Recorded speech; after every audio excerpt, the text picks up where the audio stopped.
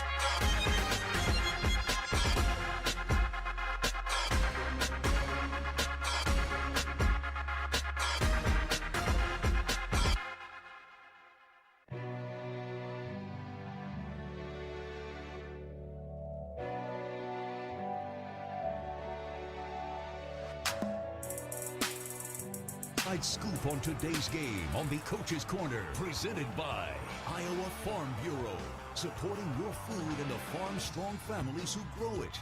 Join our efforts, iowafarmbureau.org. Merck Animal Health, proud sponsor of Iowa State football. Iowa's corn farmers. Corn is a multi-purpose crop benefiting our entire state. It feeds our livestock, nourishes our families.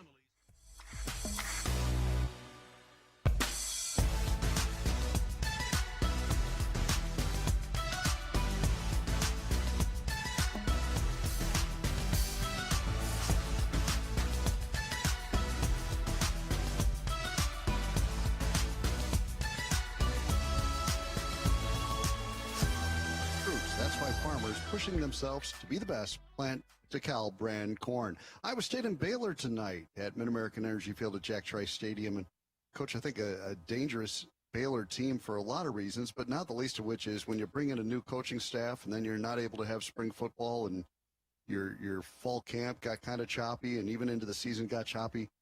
We know the talent's there at Baylor. They were in the championship game a year ago. They just haven't been able to put it all together, but you know they're going to at some point. Yeah, John, I think when you look at this, they definitely have championship pedigree.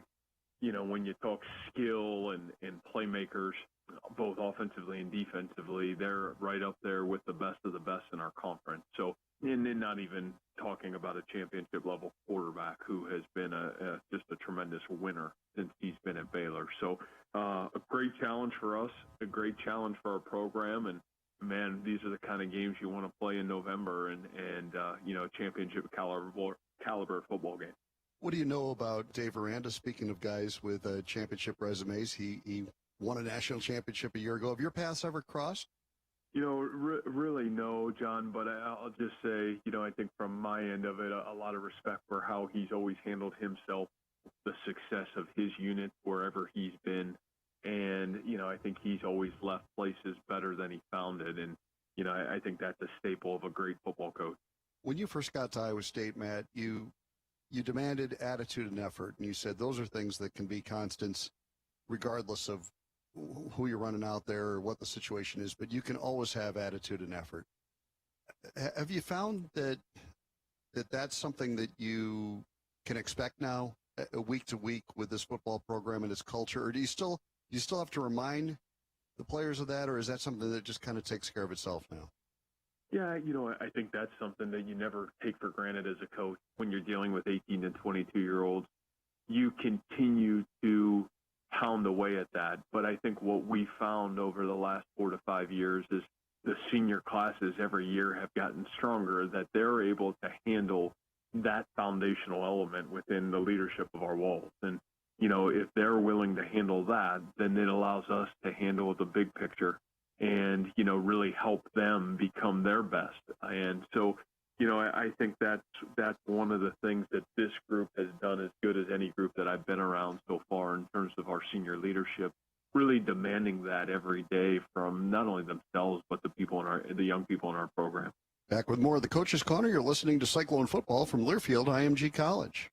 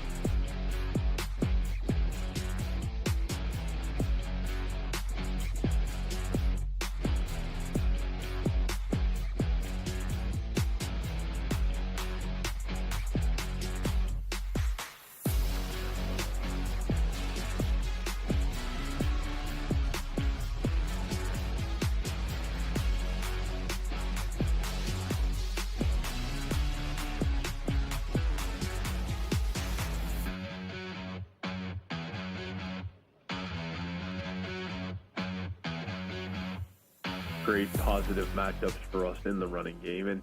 And then I think really the growth and development of the offensive line. This is the most physical offensive line that we've been able to coach so far. This is a group that has gotten better and better.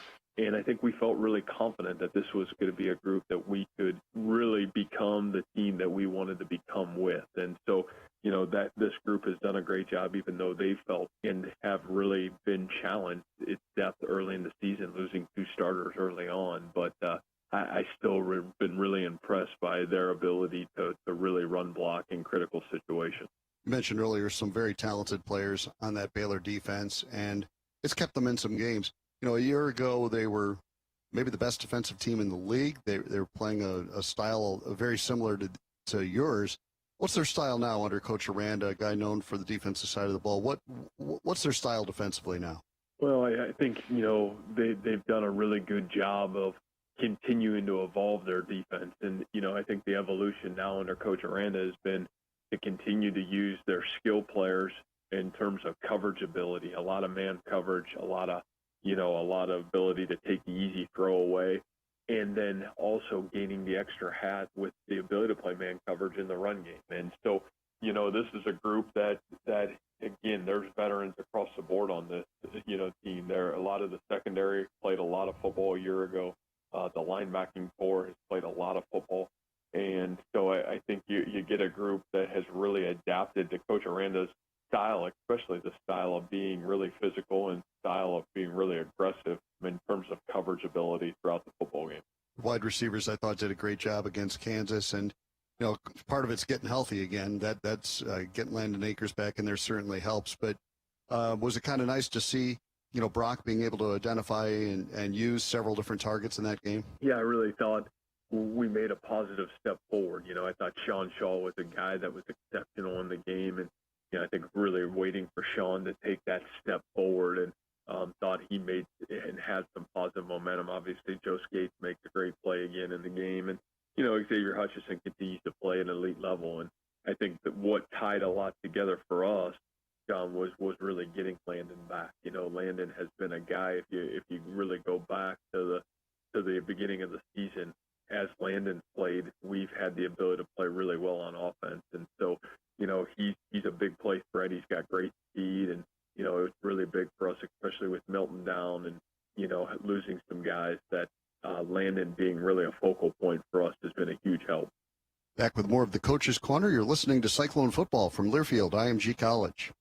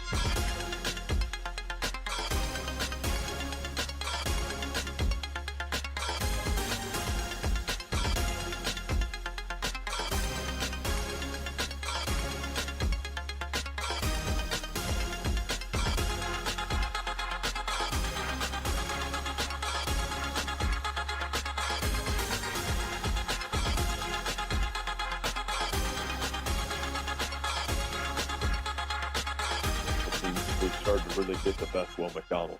You were talking to Eric in the post-game interview after the game at Kansas, and you mentioned that if there's a better defensive player in the country than Mike Rose right now, you'd like to see him. And you don't make those statements lightly. Obviously, Mike is having a phenomenal year.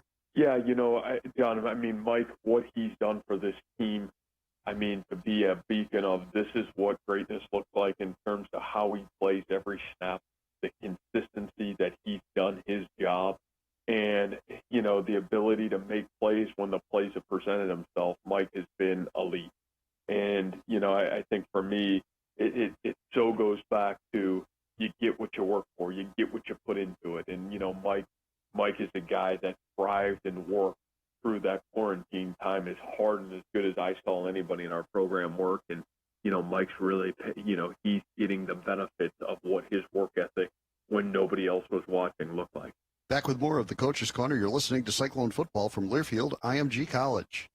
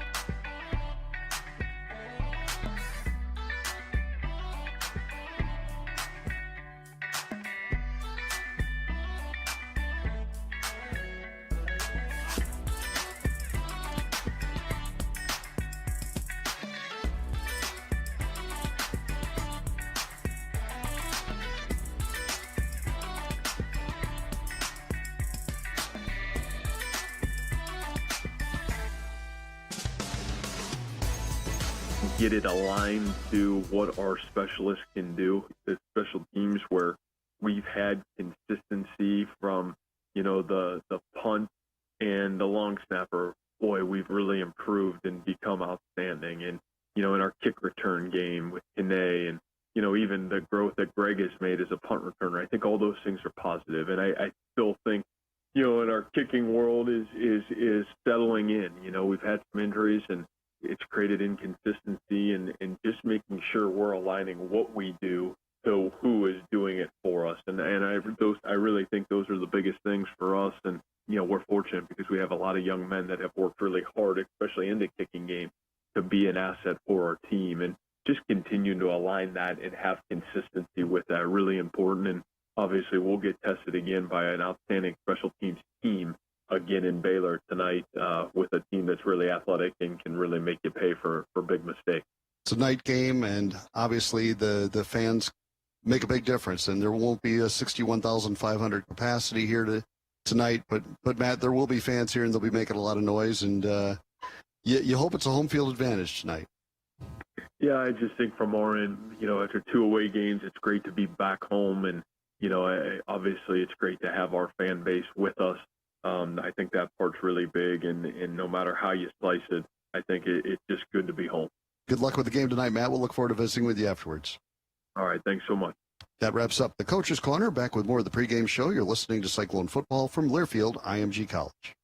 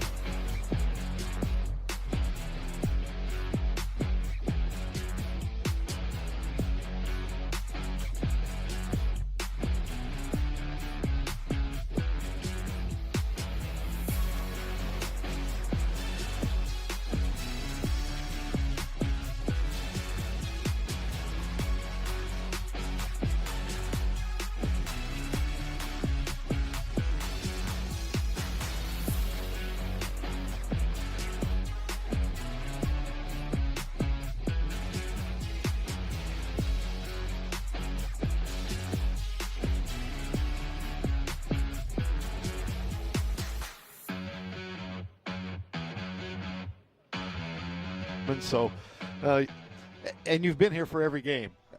You've had an integral part of the broadcast, so not exactly a newbie. And let's hope we have something good to talk about tonight. No question. We're thinking about John. Talked to John this morning. He was still feeling great, but this is what the protocol's all about, catching COVID before it can spread. And I know John will be listening at home. Or not catching Not COVID. catching it, right. That's number one. I mean, it's kind of, yeah, and John's been tested quite a few times, and we've been tested, and I guess, when he gave me that call yesterday morning, it was like, whoa, okay, this is it's kind of crazy. But, we've got a great operation. Chris Andrews, who runs the property, he has been super helpful. We have a very good bullpen, if you will. Got some great closers, and so I think we're going to be in great shape. It's Iowa State and Baylor tonight. Iowa State comes in 4-2, 4-1, and all alone least tied for first in the Big 12 Conference, along with K-State, at least for now.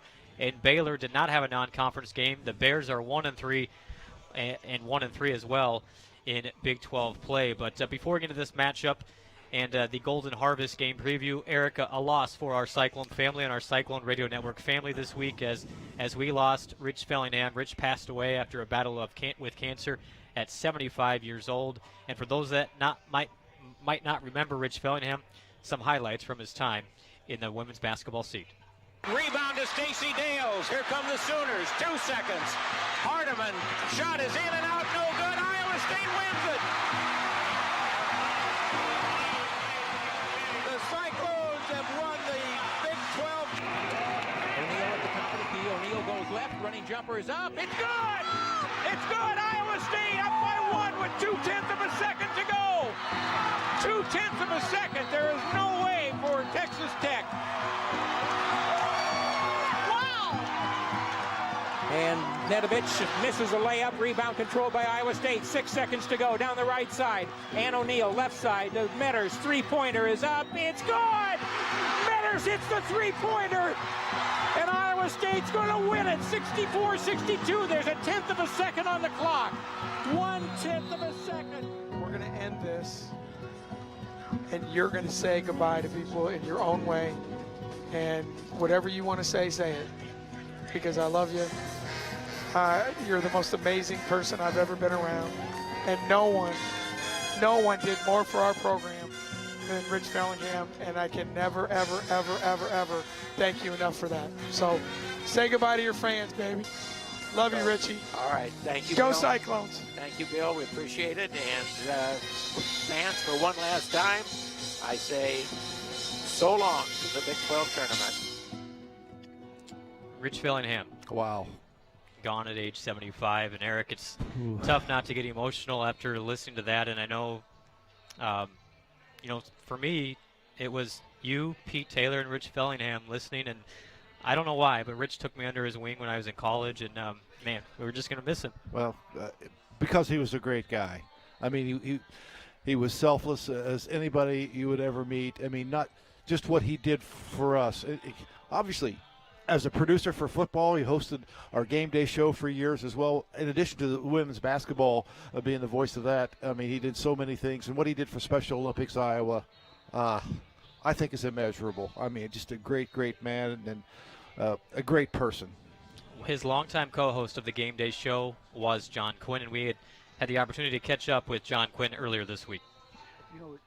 I guess, first of all, I just want to express my condolences to Alice, and all of her family. And then, especially to Bill Finley and the women's basketball team. I mean, they lost a true Cyclone, and it just saddens our heart when you lose somebody so special as Rich. But really, the one thing I loved about Rich was not only what he did for Iowa State for women's basketball, but it was his passion and love for Special Olympics, and all the Special Olympic athletes. He's president of Special Olympics, and we work together just because of, my profession of law enforcement, the torch run, and then also the polar plunge, which you got a little cold. But he loved the Special Olympics athletes, and he touched so many lives in a special way, with his leadership there. And we're just going to miss him. And Ben Bruns, your thoughts on Rich Fellingham, just a wonderful man that we're thinking about tonight. Phenomenal member of our Iowa State family and a phenomenal human being. And Rich, and we miss you. We know you're watching us and listening, and we just love you. Thanks, Ben. And John, of course, thinking about Rich as well, wanted to send that along, and we'll have more time to speak with John as the year goes on, as Rich's legacy will live on far beyond just the week, and funeral services for Rich tomorrow in Ames. And I thought it was fitting, Eric, that they asked everybody that attends tomorrow to wear their Cyclone gear. And that's perfect for Rich Fellingham. It is, a real Iowa Stater, but man, he transcended that. I mean, Sure. he was a great Iowan. He was born in Western Iowa, and certainly a part of what we have done here in Ames and throughout the state. But he was an inclusive guy for sure. And we'll be thinking about Rich. Rich always liked to remind everybody who was the person who called Iowa State women's basketball games on the radio before him. The answer is nobody. Right. As it was really him and him alone that got things started. And Rich Fellingham, thinking of his wife Alice and his great family, and heavy hearts tonight. But Eric, this game today, Iowa State and Baylor, and the Cyclones at 4-1 in Big 12 play, have the opportunity today to not only to stay in first place, but to start 5-1 in conference play, not just in its Big 12 history, but in all of Iowa State's conference history tonight. Well, it speaks, Iowa State football is different than it's been before, certainly in my lifetime, and apparently in about anybody's lifetime. If it's never happened before, sure. You have an opportunity because you have won games, you've played well, you've built a program. Iowa State wins tonight. This will be the fourth year in a row they have a winning record in conference play, sewn up. I mean, it's what Matt Campbell and his staff and everybody around this program have been able to produce is incredible. But you still have to go out and win more games. This isn't the goal. We've talked about Brocktober and how good October's been. Well, I mean, they have, I think, really tooled everything as much as they possibly can. And this year, all that's very difficult to do. But they want to have a great November. And I guess this year into December, because there's at least one game in December, probably three, hopefully three. Right. So we'll see. We're starting our November phase right now. A win tonight would be huge. Gets you to 5-1. And once again, controlling what you can control to get to Texas for the championship game. I mean, it's a great opportunity, but you got to win. The week off after this, I love the way this season, given everything, all the problems, the 3 games by. Make sure to get everybody healthy before you have that stretch run of our final 3 games. You mentioned it before that Iowa State's chess moves in the offseason really focused on November. They've done October well before, and obviously it's been November where they've slipped up a couple of times in the last several years, but revamping that strength and conditioning program, and Matt Campbell referenced several times during this week of learning to get that killer instinct. I think that's twofold, not only in games themselves, but having that killer instinct for this whole season. It's one of the first things he said to me in the post-game show, in the locker room show last week, was about killer. They're not there yet.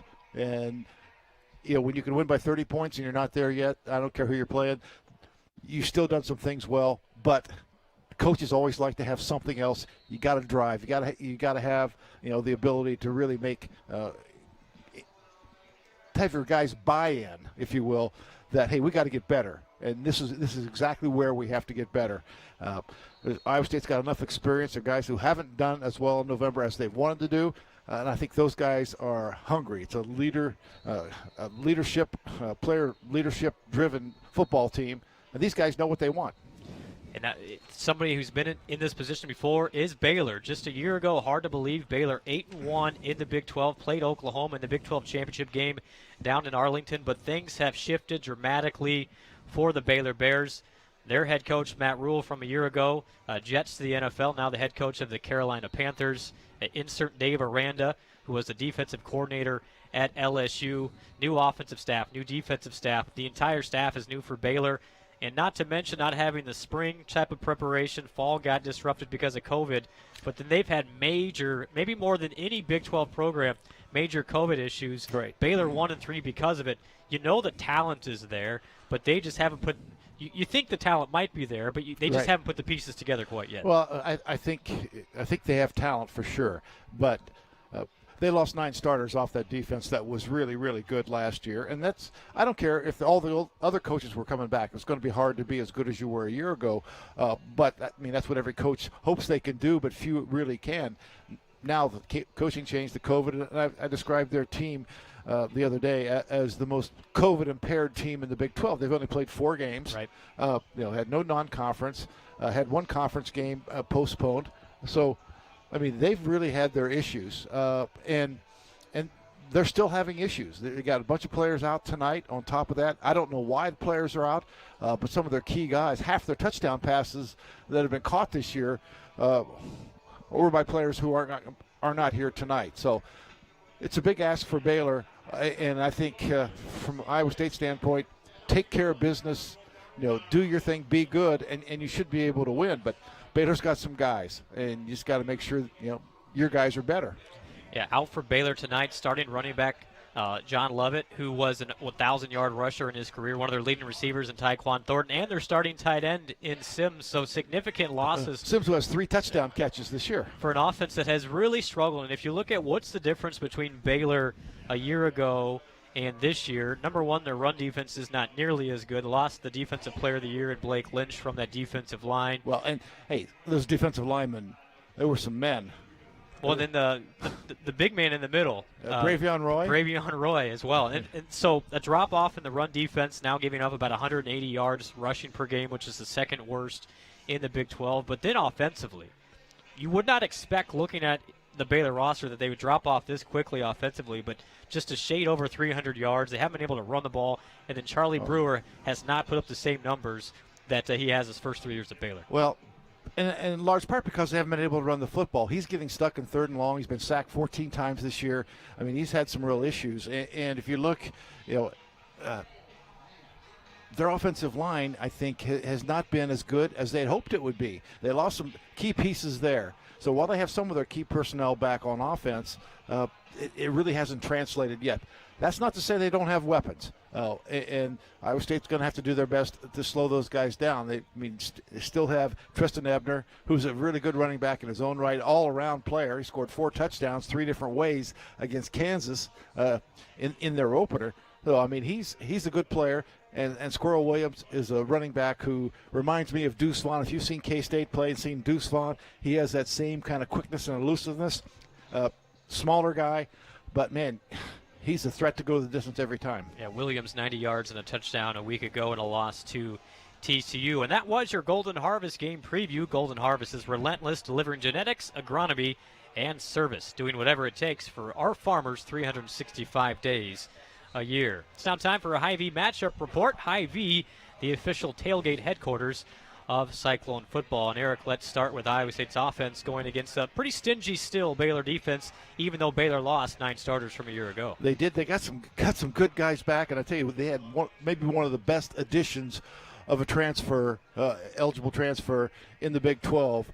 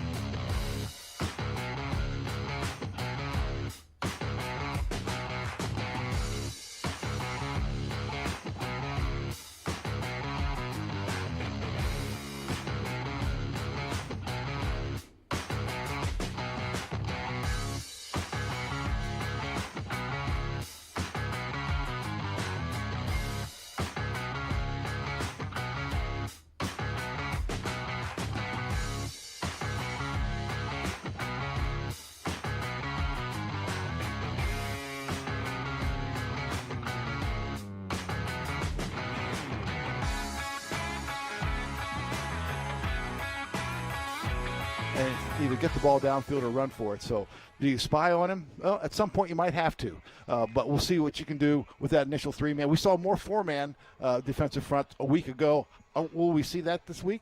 No, there's a good chance. Well, it's interesting. You look at the Baylor numbers. Brewer leads them in rushing attempts this year as well, so he's not afraid to take it himself. And some of it's by necessity. Exactly. And a lot of that has just been on quarterback scrambles when nothing else is available. Quickly on Mike Rose, Matt Campbell referenced to you in the postgame a week ago, and it's just amazing how solid those 3 linebackers are. I'm going to put Vance and Hummel in that similar conversation where they just are rocks that really make this defense so multiple. No question. And one of the things, sometimes, and I know the defensive front gets a lot of credit for sacks and pressures and things like that, but they are doing a great job of occupying defenders, getting pushed, getting upfield, and allowing those linebackers to look as good as they do. But, once again, I'll mention Greg Eisworth, too, because there's a guy back there, and he and Isham Young are a couple guys that are just playing absolutely tremendous football, and they will bring it. And I think they can be key parts of either your back-end defense against the pass. They're also great run supporters. They read that run exceptionally well, and I think those are a couple of key guys tonight for Iowa State. If Baylor, you got to tackle Squirrel Williams in the open field, and those guys have been really good at that. They'll have to be good tonight. 17th ranked Iowa State and Baylor under the lights here at Jack Trice Stadium and Mid-American Energy Field. More to come on the EMC warm-up show. You're listening to Cyclone Football from Learfield IMG College.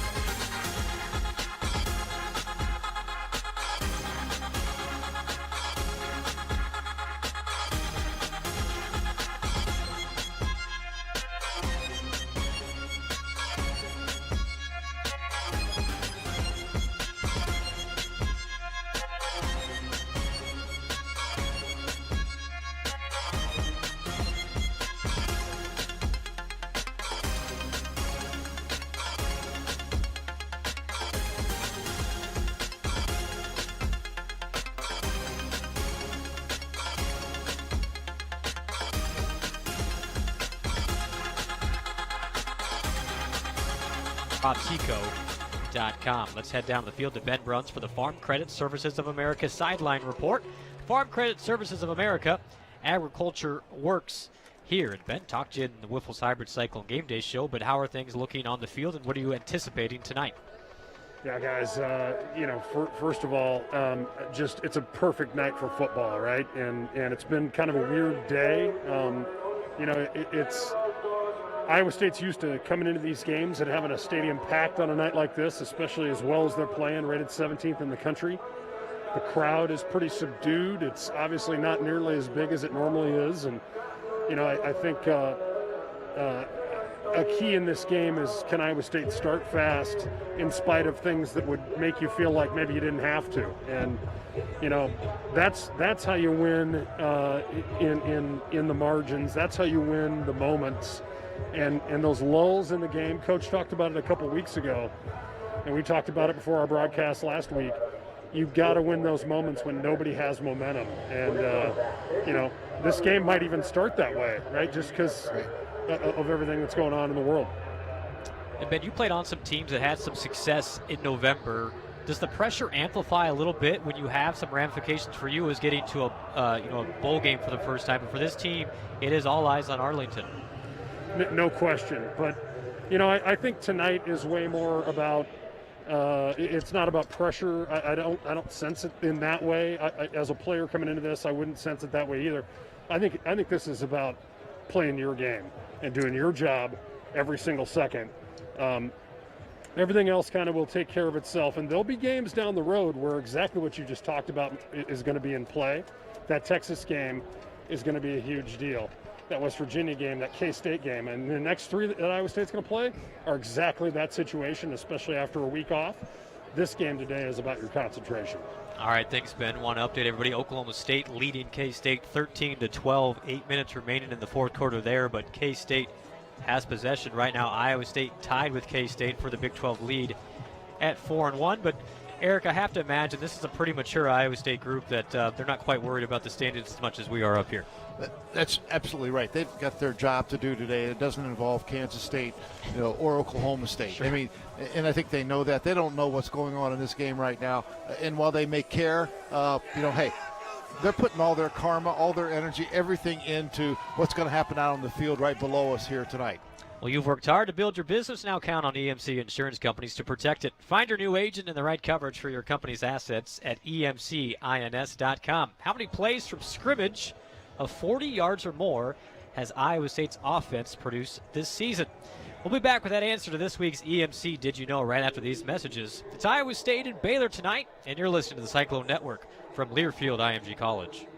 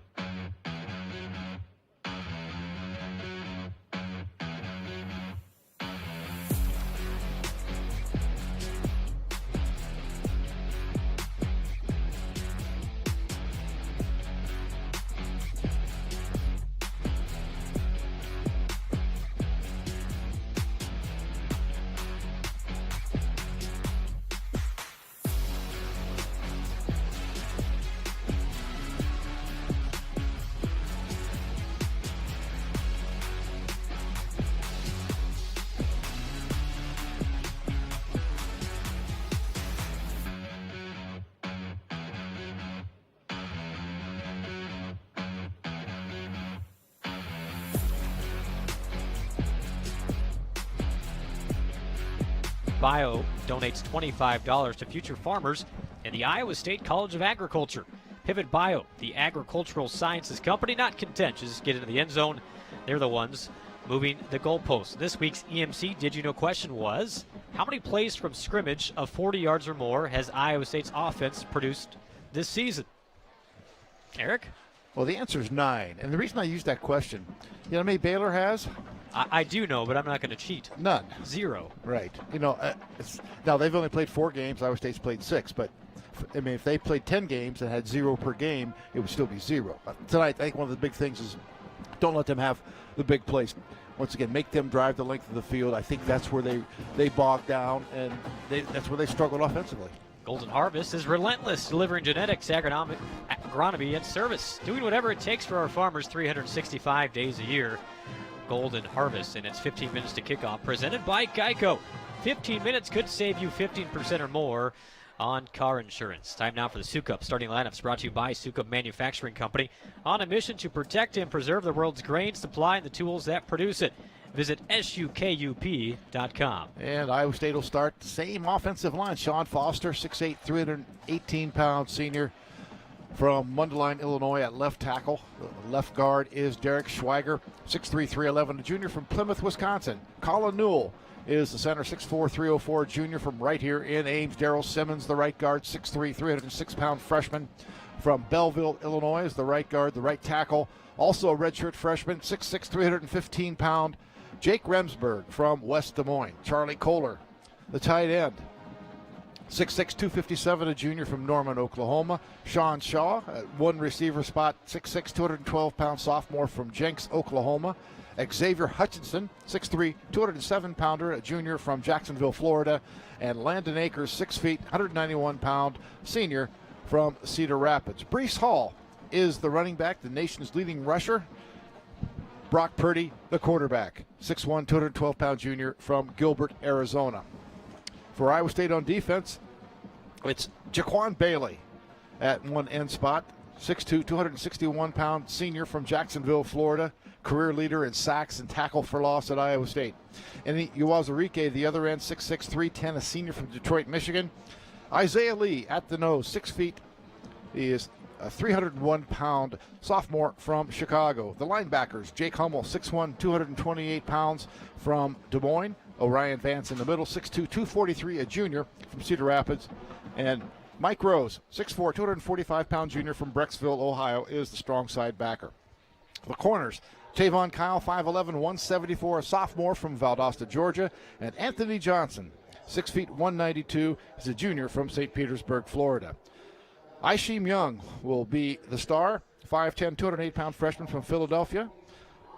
Lawrence White, the free safety, 6 feet, 197, a senior from Bakersfield, California. And Greg Eisworth, strong safety, 6 feet, 198-pound senior from Grand Prairie, Texas. As we reach the top of the hour, let's pause 10 seconds to let our Cyclone Network stations identify themselves. This is the Cyclone Network from Learfield IMG College.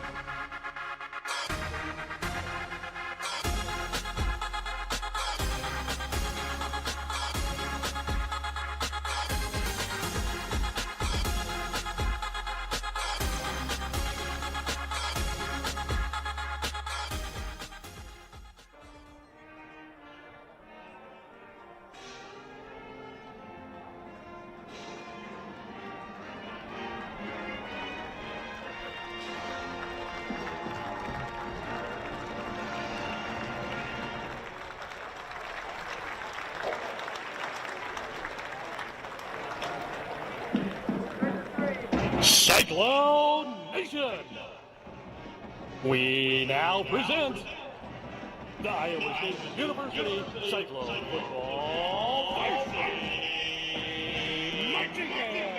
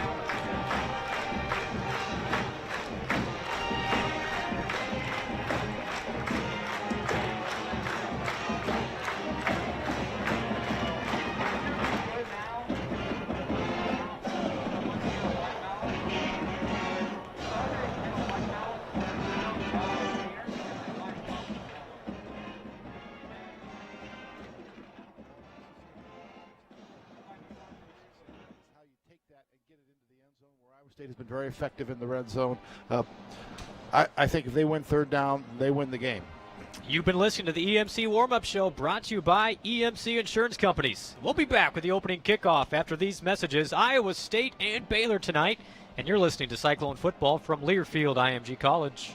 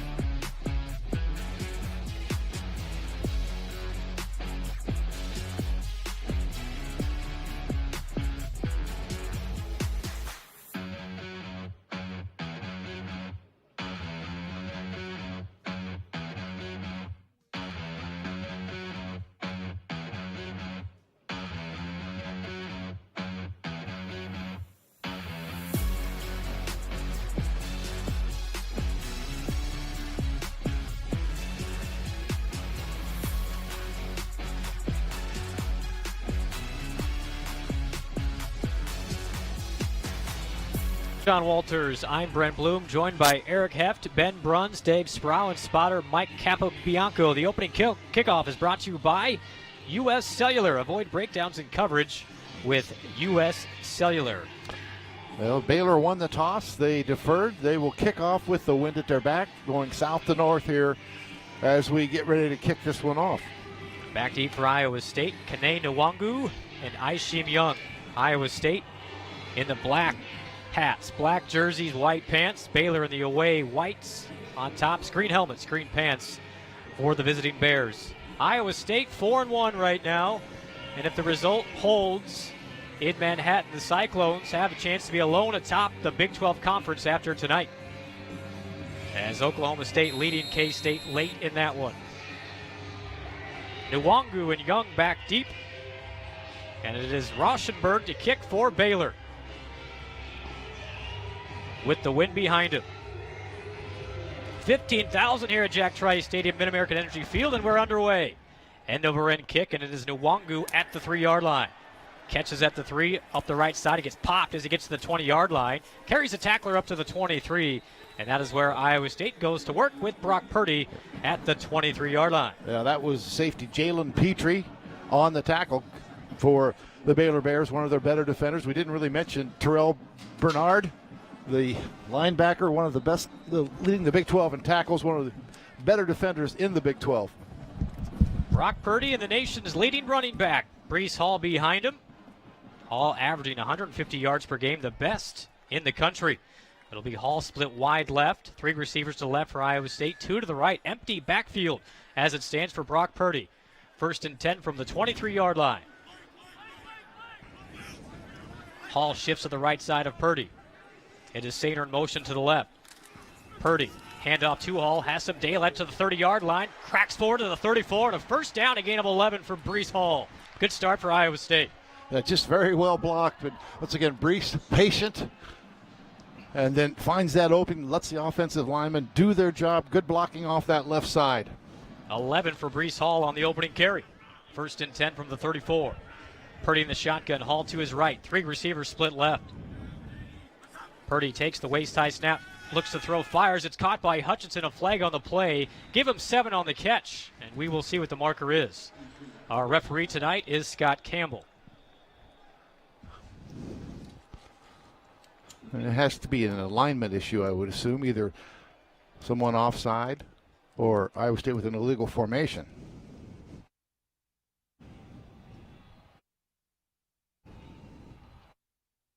Oh, they're asking Matt Campbell, so that's a good sign. That's whether Iowa State with offside, number 34, defense, 5-yard penalty from the previous spot. Still first down. Iowa State takes the penalty, so it is 1st and 5 for the Cyclones. It was a gain of 7 on the play, but probably a wise move to. You're averaging more than 2 yards a play. Iowa State leading the Big 12, I think, or has most of the year in terms of yards per play. Baylor's defensive coordinator, Ron Roberts, who was the defensive coordinator at Louisiana the last couple of years. Of course, Iowa State had some fits with that defense in the opening game. Diamond to the left for Iowa State, Purdy in the shotgun. It is Kohler in motion to the right. Purdy takes the snap, fakes the handoff to Hall, rolling right, has time, now under pressure, looks deep downfield, firing for Skates, and it is intercepted. Intercepted by Baylor at the 10-yard line. The cornerback, it was Kalen Barnes with the pick as Iowa State tried a deep shot. Rolling on the field, interception, Baylor, first down.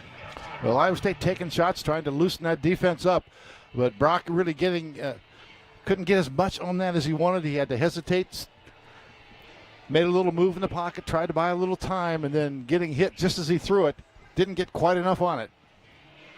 So Barnes, who has a club on his left hand, pulls that one in, and Baylor gets the first turnover of the game. The Bears start at their own 11 with quarterback Charlie Brewer. Brewer, the senior from Austin, Texas. Decorated career for the Bears, but has struggled this year. And the running back is Squirrel Williams to his left. Shotgun snap to Brewer, handoff to Williams with some daylight off the right side. Got a block across the 15 to the 20-yard line. And near the first down marker for Craig Squirrel Williams. Picks up 9. Aishim Young with the stop. But, man, he's just got that electric ability to change direction, accelerate, Not a big back. 2nd and 1. Again, they give to Williams. Off the left side, has the first down. He's popped by Rose after a 3-yard gain. Now, Williams ran for 90 yards and a touchdown a week ago against TCU, a redshirt freshman who they think has dynamic ability. It reminds me a little bit of Deuce Vaughn of Kansas State for sure. 1st and 10 for Baylor at the at its own 23. Opening drive for Baylor after the Brock Purdy interception on Iowa State's opening drive. 2 minutes in here in the first quarter, Jack Trice Stadium. 1st and 10 for the Bears. 3 left for Brewer. Brewer drops the throw, 5-step drop, has time, steps up in the pocket. Throws deep down the left side, has a man that's caught at the 50-yard line to the 40. And running free to the 25-20, to the 15, and finally knocked out of bounds. Or is he? Yes, knocked out of bounds at the 15-yard line as he hit Jared Atkinson, the senior receiver, for a huge play for the Bears. Well, plenty of time to throw the football. Little play action. On the field is that the runner stepped out of bounds at the 15-yard line. First down. 62 yards, the pass complete to Jared Atkinson. Longest play from scrimmage of the year by 23 yards for the Bears. And not a great start for Iowa State. 1st and 10 from the Iowa State 15-yard line. Brewer in the shotgun. Hands to Williams, and he gets met immediately by Awazarike. Fights forward for maybe a yard, but good job by that Iowa State interior. Well, Pioneer is proud to work with generations of American farmers in the most complex and rewarding industry on earth. From your friends at Pioneer, thank you, farmers. 2nd and 10 for Baylor in the Iowa State red zone. Brewer has 4 receivers, 3 to the right, 1 to the left. And it is Ebner to his left in the shotgun. 2nd and 10. Brewer will run it himself. Crosses the 15, goes off the left side to the 10s, falls at the 8-yard line. A pickup of probably 7 for Brewer, sets up 3rd down. Yeah, they're going to spot it at the 9, so it'll be 3rd and 4. But opportunity for Baylor and for Iowa State's defense to get off the field, force a field goal attempt. But as you mentioned, not a super start for Iowa State here tonight. 3rd down, 4 for the Bears. 4 receivers. Brewer tries to get Iowa State to jump. They get back. 12 on the play clock. Brewer takes the snap in the shotgun. Has time, throws across the middle. It's caught, touchdown. Baylor on the board to R.J. Sneed. A 9-yard touchdown connection, and just the start Baylor wanted. Yeah, they sure made it look easy. They had a nice run on 1st down, picked up then the bomb on the 3rd play, and once again had 2 receivers really open. One for the 62-yard pass down to the 15, and then that for the touchdown.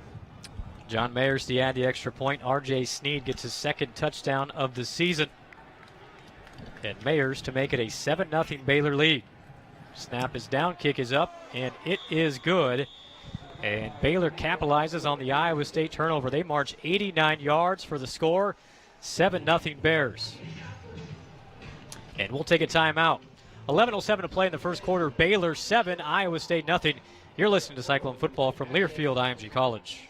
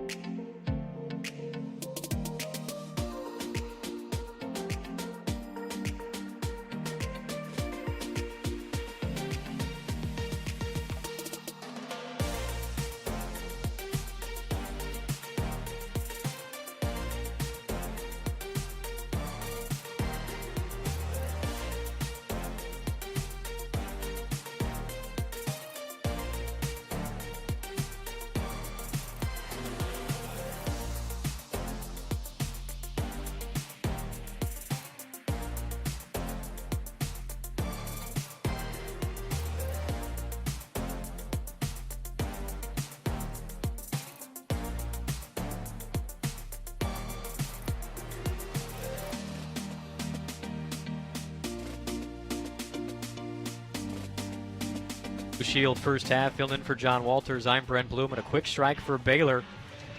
Baylor leads 7-0, 11:07 to play in the opening quarter. 6 plays, 89 yards for the Bears. Well, if you're working outside, steer clear of power lines. Get safety tips at MidAmericanEnergy.com/safety.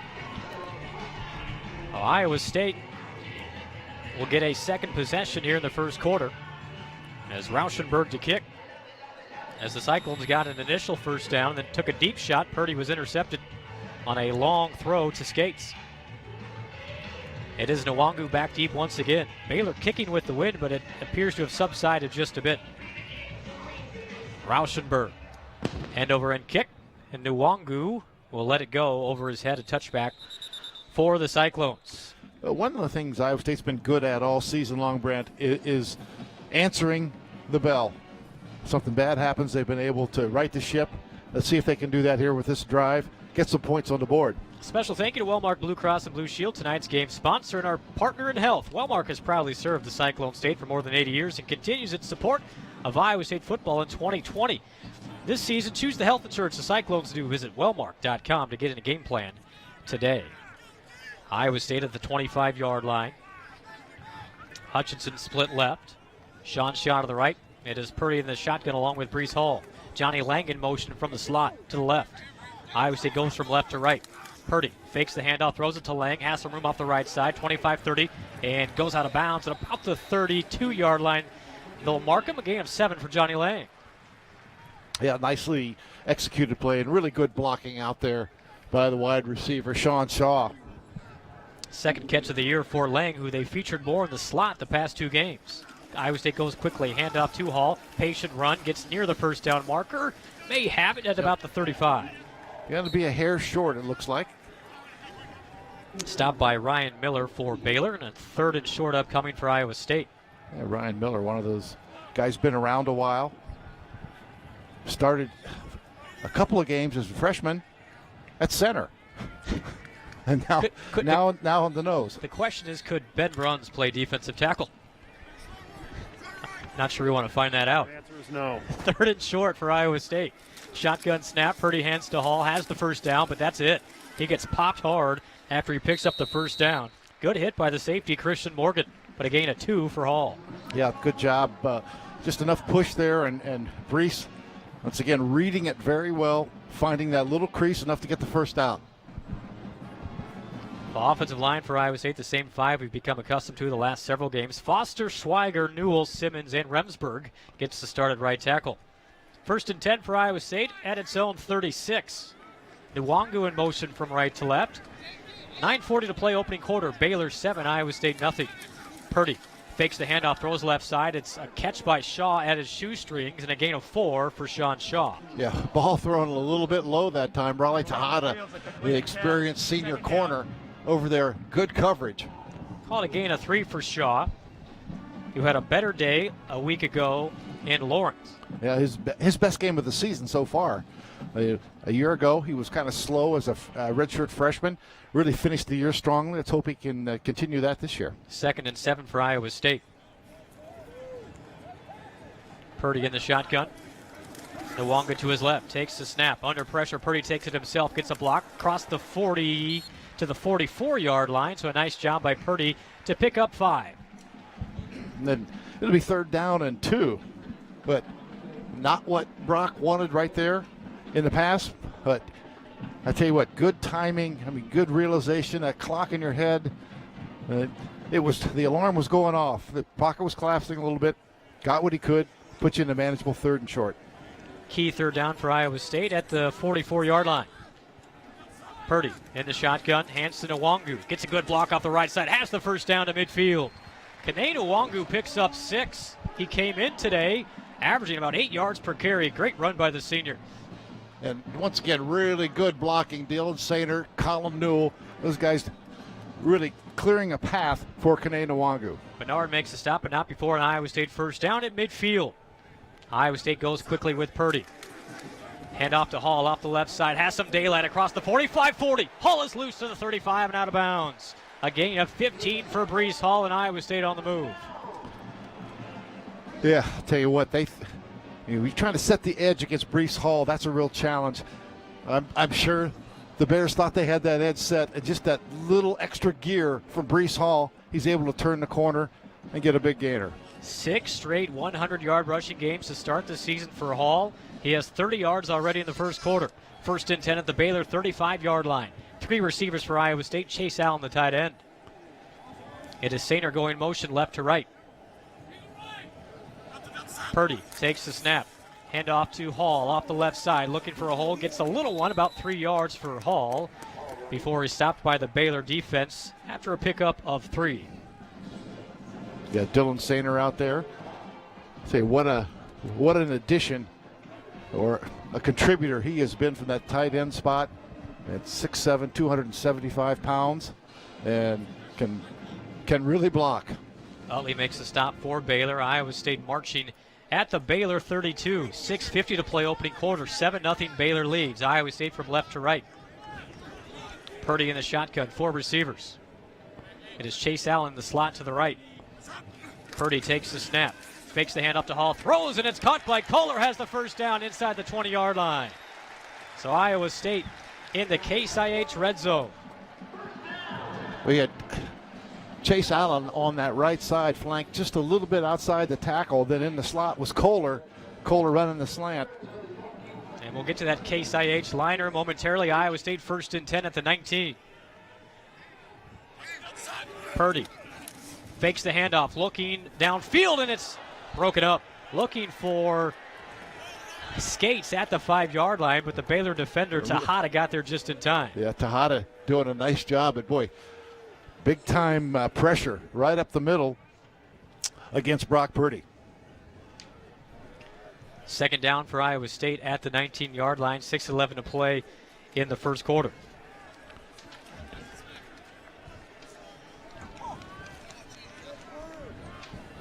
Purdy with 4 receivers, 2 to the left, 2 to the right. And Hall with him to his left. Sainer in motion left to right. Purdy takes the snap, hands to Hall. Cuts back at the 15-yard line and turns forward to the 14. A gain of 5 for Hall. 3rd and 4 upcoming.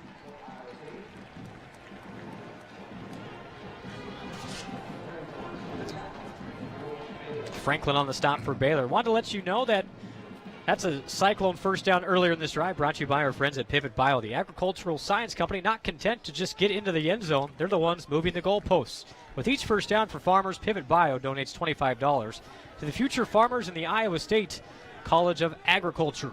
3rd and 4 for Iowa State with Purdy in the shotgun. 3 receivers to the right. It is Hutchinson in motion left to right. Nwangu with Purdy in the backfield. Purdy takes the snap, has time, throws across the middle. It's picked off by Tejada. He's got daylight across the 30. A foot race to the 40. Nwangu chasing at the 50, and it's Tejada being shoved out of bounds at the 35-yard line. I think it tipped off the hands of Chase Allen, which would have been a first down, right in the hands of Tejada, and the second interception of the quarter for Brock Purdy. Wow, tough night. First red zone turnover for Brock Purdy in his career, as that ball thrown just a little bit off mark, miscommunication perhaps between Chase and Brock. Either way, went off Purdy's hands, or rather Chase Allen's hands, and Tejada with a big return. So Iowa State had the makings of a pretty good drive. They've had plenty of good plays, but 2 interceptions, and now Baylor trying to expand their 7-0 lead. 5:17 to play in the first quarter, and a disastrous first quarter so far for Iowa State. Brewer in the shotgun, fakes the handoff, has a wide open man that's caught at the 25-yard line, spinning forward to the 22. Was the tight end, and in a first down, pickup of 14. Well, the Bears, they come in here down some personnel, man. They have banded together for sure, and they're playing solid football. That was Drake Dabney's first catch of his career. Picks up the first down. 4 receivers for Baylor. Delay draw to Williams, who gets hit in the hole after a gain of 2. Good job by that Iowa State defense. Coming up was Vance and Young. It's 2nd and 8. 4:40 to play first quarter. 7-0 Bears. Yeah, good job by Vance and Isheem Young. Bears near the red zone at the 20. It's 2nd and 8. Cyclone defense needs to stop early. Brewer in the shotgun. Handoff to Williams, a lot of room across the 15-yard line. Finally drugged down by Rose near the first down marker. Going to be a yard shy at the 13-yard line. You just see the quickness with which Williams hits that hole. And so far, the Bears have been able to do whatever they want offensively. It's an offense that has really struggled this year, averaging just a shade over 300 yards, but it's not looked the case tonight. 3rd and 1 for Baylor at the Iowa State 14. Brewer hands off Williams, and he's met, and it's close. I think they're going to give it to him. They will give him the first down, so a gain of 1.5 yards for Squirrel Williams, and Baylor moves the sticks. Well, Baylor with about 114 yards of offense here with 3.5 minutes to play in the first quarter. 1st and 10 at the Iowa State 12. Baylor had just 20 yards of first half offense a week ago. 3 receivers for Brewer. It is Williams next to him to his left. And Brewer takes himself off the left side, has a block across the 10-yard line. He's met there by Rose after a gain of 3. Enjoy peace of mind in these changing times with the Medicare Supplement Plan 9 out of 10. Stay with year after year. From Wellmark, Blue Cross and Blue Shield. Visit wellmark.com/benefit of blue. And farmers have had a tough year, and as Iowans, we always look for ways to lend a helping hand. You can help by choosing E15 or unleaded 88 when fueling, purchasing corn-fed meat, or filling up your water bottle with tap water. Go to iowacorn.org to learn more. 2nd and 7 for Baylor at the Iowa State 9-yard line. 3 down linemen for Iowa State. Brewer takes the snap, 3-step drop, has time, delivers across the middle, caught. It's Dabney for a touchdown. His second catch of the drive, and Baylor up 13-0 in Ames. Well, he just turned inside of Jake Hummel, and safety late getting there. Either a miscommunication or just not great execution. And Baylor with, a short drive after the interception and big return from Tejada. And a 62-yard pass in their opening drive. Oh, it's been all Baylor here in the first quarter, but a lot of time left. 9-yard connection from Brewer to Dabney. The extra point by Mayers is good. And Baylor leads 14-0, 2:31 to play in the opening quarter. 2 Iowa State turnovers lead to 14 Baylor points. We take a timeout. Baylor 14 and Iowa State nothing, 2:31 to play. First quarter, and you're listening to Cyclone Football from Learfield IMG College.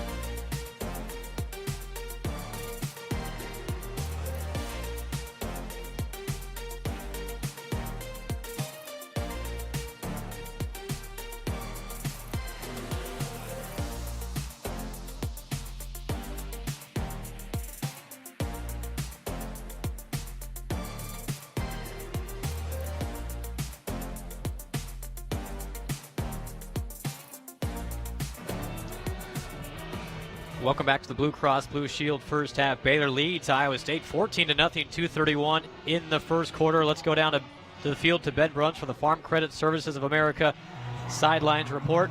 Farm Credit Services of America, agriculture works here. Ben, turnovers, not great. Yeah, guys, Iowa State's moved the ball both times they've had it, but bad choice maybe on the first throw deep down the field, and then a bad throw on the second series in the red zone leads to the deflected interception. 14-0 Baylor. Rauschenberg's kick goes over to Wangu's head in the end zone for a touchback. And Eric, a year ago down in Waco, a similar fast start for the Bears. Iowa State trailed 20-0 in that game. History repeating itself a little bit. A little bit, although the first half it was, Iowa State was moving the ball and not getting anything out of it, wearing themselves out, it seemed like. Then Baylor in that third quarter kind of took the game over, but Iowa State actually came back, took the lead, a late field goal to win it for the Bears. But Iowa State's got plenty of time to get something going, but hey, there's no time like the present. Absolutely. We'll take another timeout. Baylor 14, Iowa State nothing. And this is the Cyclone Network from Learfield IMG College. Iowa State.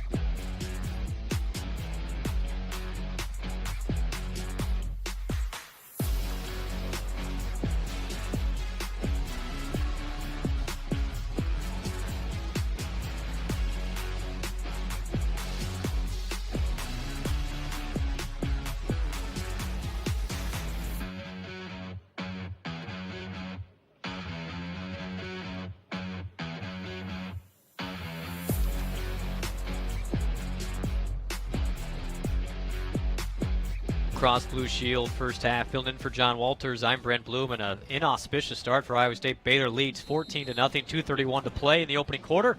Cyclones ball at the 25. Cyclones go from left to right with Purdy in the pistol. It is Hall behind him.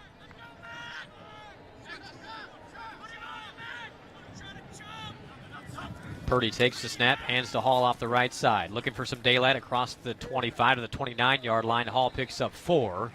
Tackle made by Petrie for Baylor. Yeah, Petrie was ejected in the first quarter for targeting last week, and he's an important part of that defense. A gain of 4 for Hall. He has 41 yards on 7 carries in the opening quarter. Run has been successful. It's just the turnover bug has arisen at the wrong times. 4 receivers for Iowa State, 3 to the left. It is Kohler in motion from left to right. Purdy takes the snap on 2nd and 6. Hand off to Hall. Pieces his way forward for maybe a couple. A gain of 2 for Hall. And the Baylor defense led by Dylan Doyle, the Iowa native, with the tackle. Of course, Doyle was the son of former Iowa strength coach Chris Doyle, transferred to Baylor after the controversy this summer in Iowa City, and one of the Bears' leading tacklers. Yep, the second leading tackler for the Bears. I think about 10th in the Big 12 coming into this game, so in terms of tackles. Big third down for Iowa State. Need a first down, trailing 14-0, 1:30 to play first quarter. 3rd and 4 for Iowa State from left to right. Purdy takes the snap, has plenty of time, scans the field, throws, and it is picked off almost. Deflected and almost picked off by J.T. Woods as Shaw had broken off the route and the throw went elsewhere, and Iowa State has to punt. Well, Kalen Barnes is the one that broke that up. He stepped in front of Shaw, got a hand on it. I don't know if it was his hand, the club, or the hand. And then almost an opportunity for the interception after that. So, well, after giving up back-to-back touchdowns, Iowa State's offense sputters. And Joe Rivera on to punt after a 3-and-out. Average 42 yards per punt. That's third in the Big 12. Rivera, the left-footed kick, spiral, and a good one. Drives Ebner back to the 20-yard line, catches there, tries to escort him out of bounds, but he's on his feet. And then popped hard. The Iowa State special teams unit with a fine job. Tavon Kyle, along with Gary Vaughn, to make the stop after a short return by Treston Ebner. Yeah, Landon Akers did a nice job of pinning him to the side to get the coverage started. We'll take a timeout. 1 minute exactly on the clock. First quarter, Baylor possession with the Bears leading 14-0 in Ames. And this is the Cyclone Network from Learfield IMG College.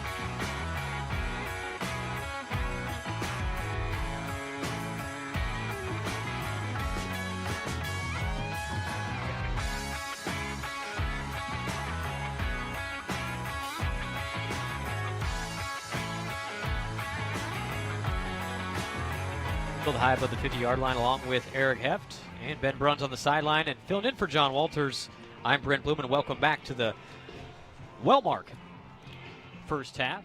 Wellmark Blue Cross and Blue Shield. And Baylor has the ball back. 1 minute to play in the first quarter. Bears lead it 14-0. Bears start at their own 22 with Charlie Brewer, the senior quarterback, in the pistol. It is Williams behind him. And the handoff to Williams, and he gets hit by his own lineman, then picks up maybe a yard as Williams had interference from his center. And I believe it was Lee along with Vance there to make the stop for Iowa State. A gain of 1. Yeah, good job by Isaiah Lee. He just drove that center back into the backfield, kind of into the running back. They'll give him a gain of 2, 2nd and 8 at the 24-yard line for Baylor. They go from right to left with Brewer. A play fake, rolling left side is Brewer. Has some time, now throws, and it's almost intercepted. Tavon Kyle stepped in front to get a foot down. A discussion between the officials. They're going to say yes. And Tavon Kyle gets the pick at the 35-yard line.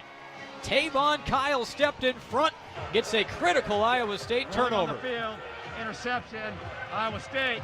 First down. The first career interception for Tavon Kyle. Well, read it beautifully, and Iowa State did a great job. Little play action, his rollout for Charlie Brewer to his left. Iowa State had contain on him, and a great break on the ball by Tavon Kyle. Let's see if they review this. It was close on the sideline. Take a look on our monitor as pressure from Bailey and Kyle. I think he got a foot in. That should stand at will. Iowa State ball at the Baylor 35-yard line. 29 seconds to play in the first quarter. Iowa State can take advantage here. 4 receivers for Iowa State. Purdy in the shotgun. Hall next to him to his right.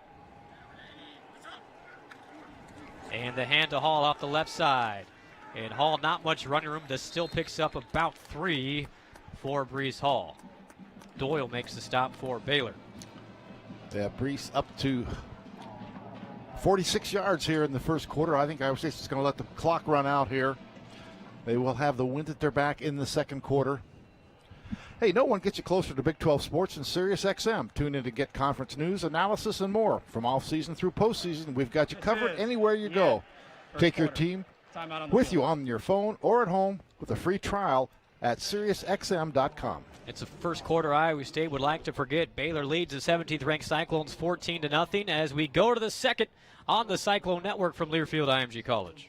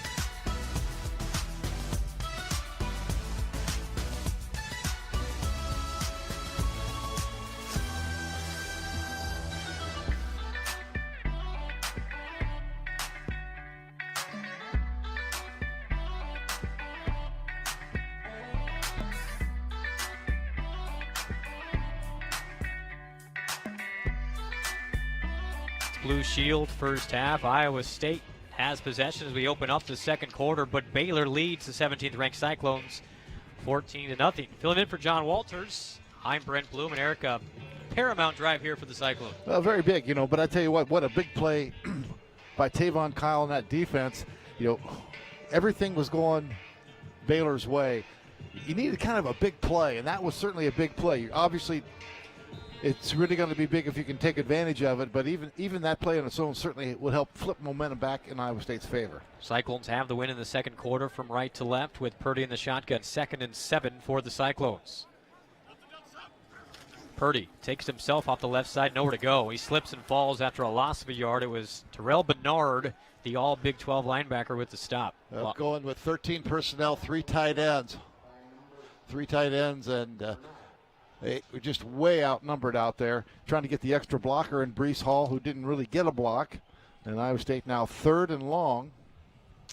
And they get Landon Akers, Xavier Hutchinson, and Sean Shaw in there. 3rd and 8 at the Baylor 33. Iowa State has trips tight to the right. And Hall in the backfield now. Akers goes in motion right to left. Purdy takes the one-hand snap, throws it right side for Akers, has him, he catches at the 27, squirts forward to the first down. Across the 25 to the 23-yard line, a critical first down for Landon Akers. Yeah, really good job that time.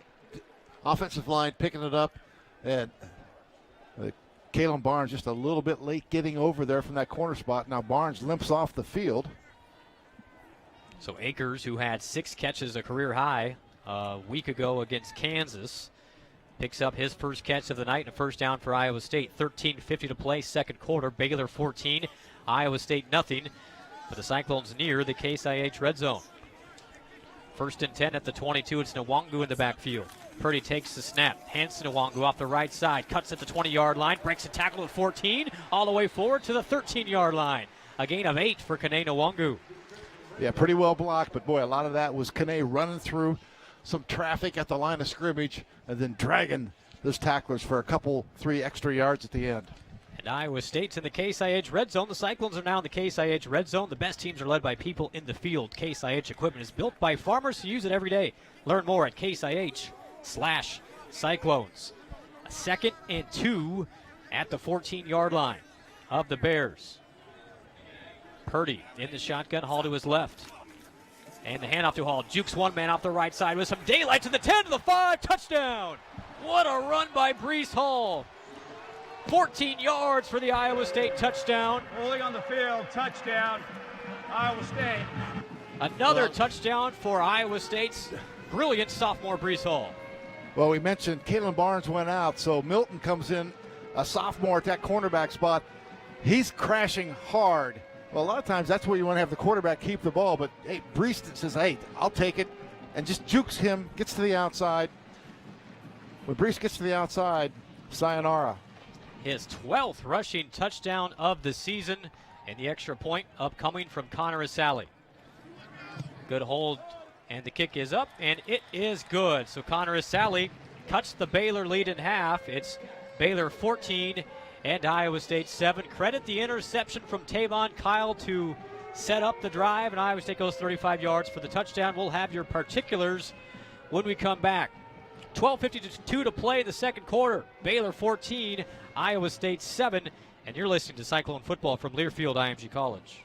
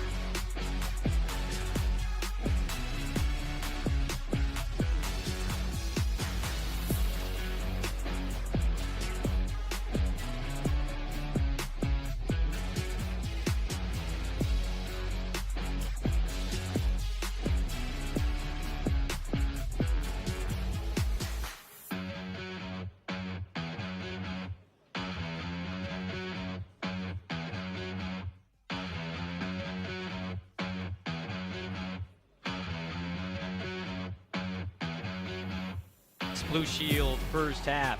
That Brees Hall 14-yard touchdown is brought to you by Producers Livestock and is good for another $200 donated to the Iowa FFA. Producers Livestock is proud to support Iowa Future Farmers of America and Iowa State football. 14-7 Baylor leads Iowa State, but a big drive off the turnover, and it's 14-7 Baylor with Iowa State to kick. This is Drake Nettles to kick for the Cyclones with the win behind him. 12:52 to play in the second quarter. Nettles, end over end kick, Ebner with a fair catch and lets it go over his head for a Baylor touchback. Yeah, Ebner with 2 kickoff returns for touchdown, both against Kansas this season. Cyclone football is brought to you by your local Northland Ford dealers. Visit buyfordnow.com. And let's go down to Ben Bruns for the Farm Credit Services Sideline Report. Brunsy, a little shift in momentum here. Big defensive opportunity. Yeah, for sure, guys. And, you know, that pick, you just felt like if Iowa State could settle in a little bit defensively. But Charlie Brewer tried to force it on the outside, and Tavon Kyle made it pay. Iowa State able to convert on the offensive side. Brewer in the shotgun. Baylor goes from left to right at the 25-yard line, first down. Brewer throwing right side, and a leaping catch made by Snead at the 44. Pickup of 19 as he threaded that throw between 2 Cyclones. Well, they really flooded that area, had 3 receivers out there, and Snead broke it off. They had someone deeper, and a really good throw and a good catch. No gain of 20. A couple of experienced players for the Bears there making that big play. Brewer takes the snap. This time hands to Williams off the left side.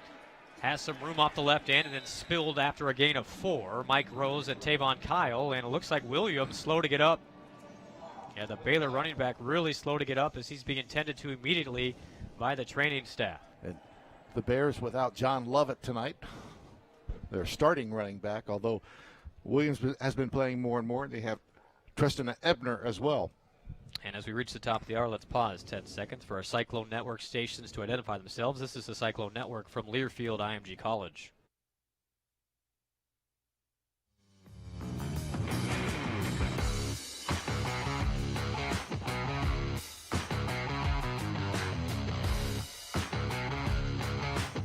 Now to Ben Bruns from the Farm Credit Services of America Sideline Report. Ben, quickly, what'd you see? Well, guys, I thought he got the wind knocked out of him, but right now they've rolled him over onto his back. Looking at shoulder, neck area, his knees and elbows are okay. They're getting him up now to his, sitting him up anyway. Now he's on his feet, so that's a good sign. Yeah, absolutely. Well, you have a media timeout, so Baylor leads at 14-7, 12:15 to play in the second quarter, and this is the Cyclone Network from Learfield IMG College.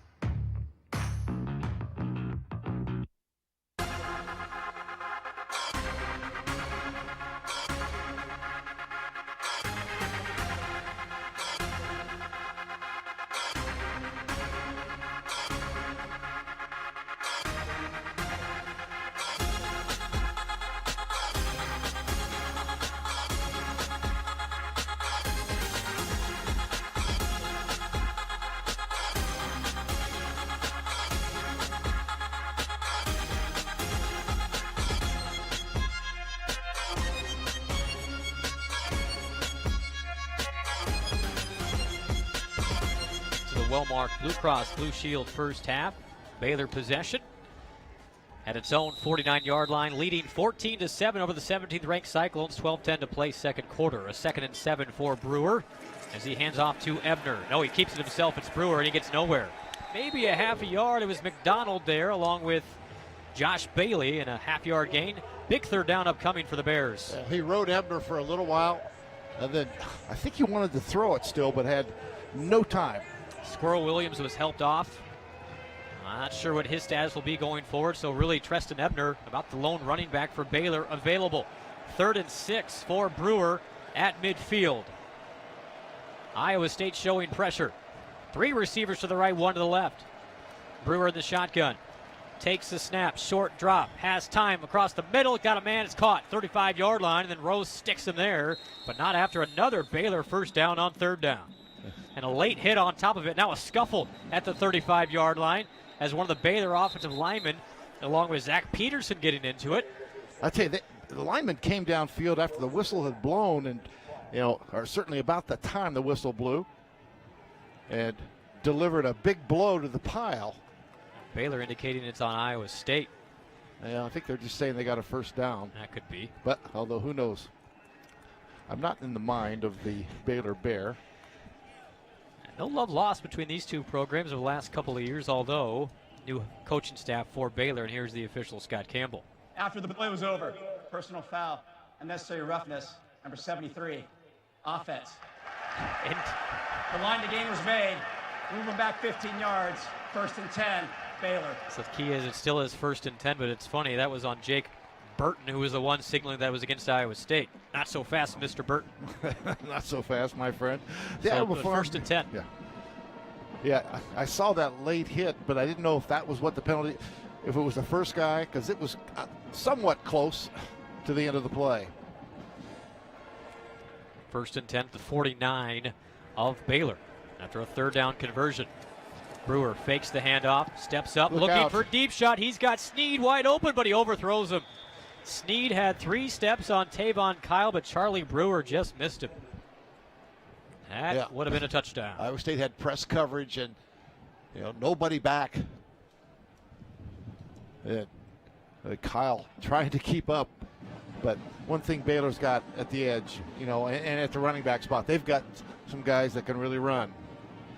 2nd and 10 for the Bears, and Brewer's been so good today. Hasn't been really much of this year, but 128 yards and 2 touchdowns for the senior quarterback. Well, he was ejected here 2 years ago. I think he's probably got one of those guys that has a little bit of a bad taste in his mouth in this matchup. 2nd and 10 at the 49.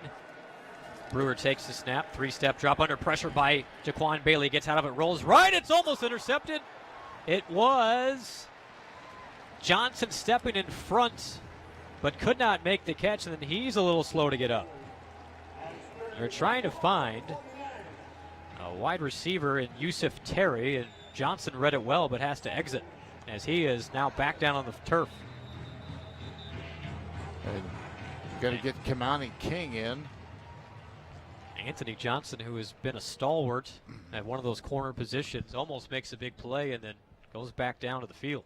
Anthony, a couple of weeks ago at Oklahoma State, matched up against Tylan Wallace, and I thought, one of the very elite receivers in the country.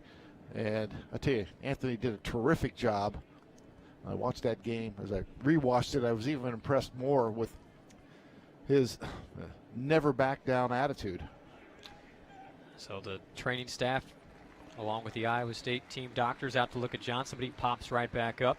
We'll have to exit at least for a play, and a 3rd down for Baylor. 11 minutes to play, 2nd quarter. Baylor started this game with 2 touchdowns off 2 Iowa State turnovers, but Iowa State on a 14-yard Brees Hall touchdown has cut the lead in half. It's 14-7 in Baylor possession. So they flip Tavon Kyle over to the right side. It's like Datrone Young in the game. Or get Datrone in, yeah. So Datrone and Tavon Kyle have split a lot of time last week, and Datrone has been a starter in his career. 3rd and 10. This Baylor offensive line's given up a bunch of sacks this year. See if Iowa State brings pressure. Brewer takes a snap. Steps up in the pocket, throws, and it's caught by Sneed for a 1st down. Great throw and catch as Sneed just in time in front of Tavon Kyle, and that ball was thrown before he even cut out of his break. Yeah, it really got on him, and Brewer had to get rid of that ball because he was getting hit.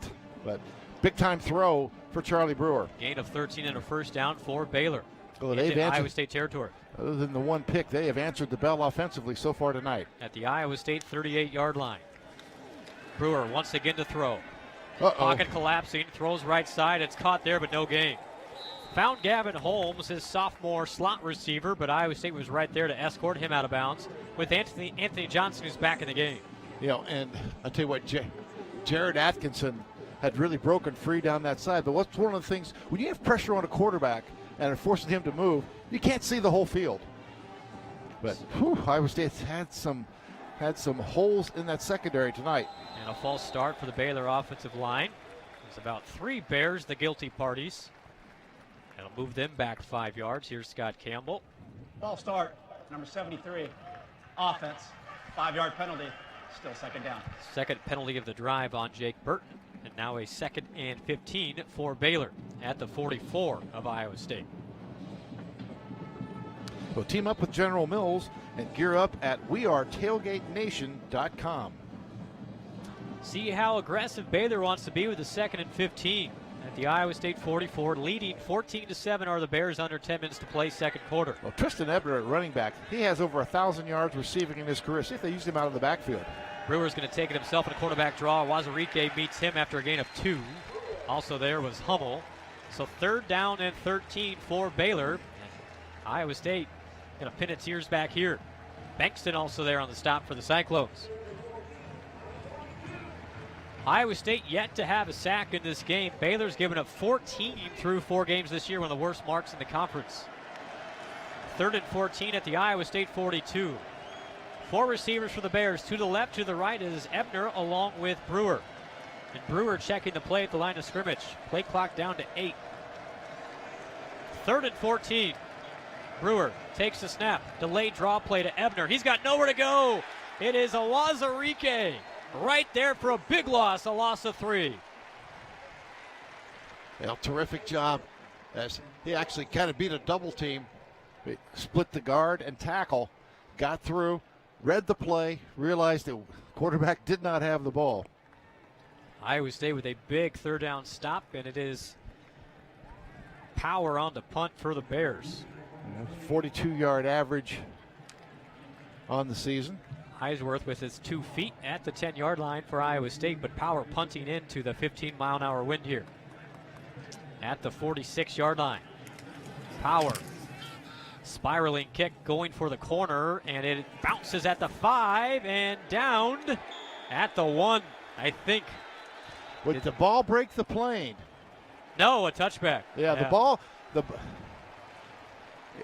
When the ball on the field, touchback, first down, timeout. Yeah, when the ball breaks the plane, it's just like a touchdown. And certainly the ball broke the plane there. Iowa State possession, 8:15 to play, second quarter. Baylor 14, Iowa State 7. Back with more of the second quarter. You're listening to Cyclone Football from Learfield, IMG College.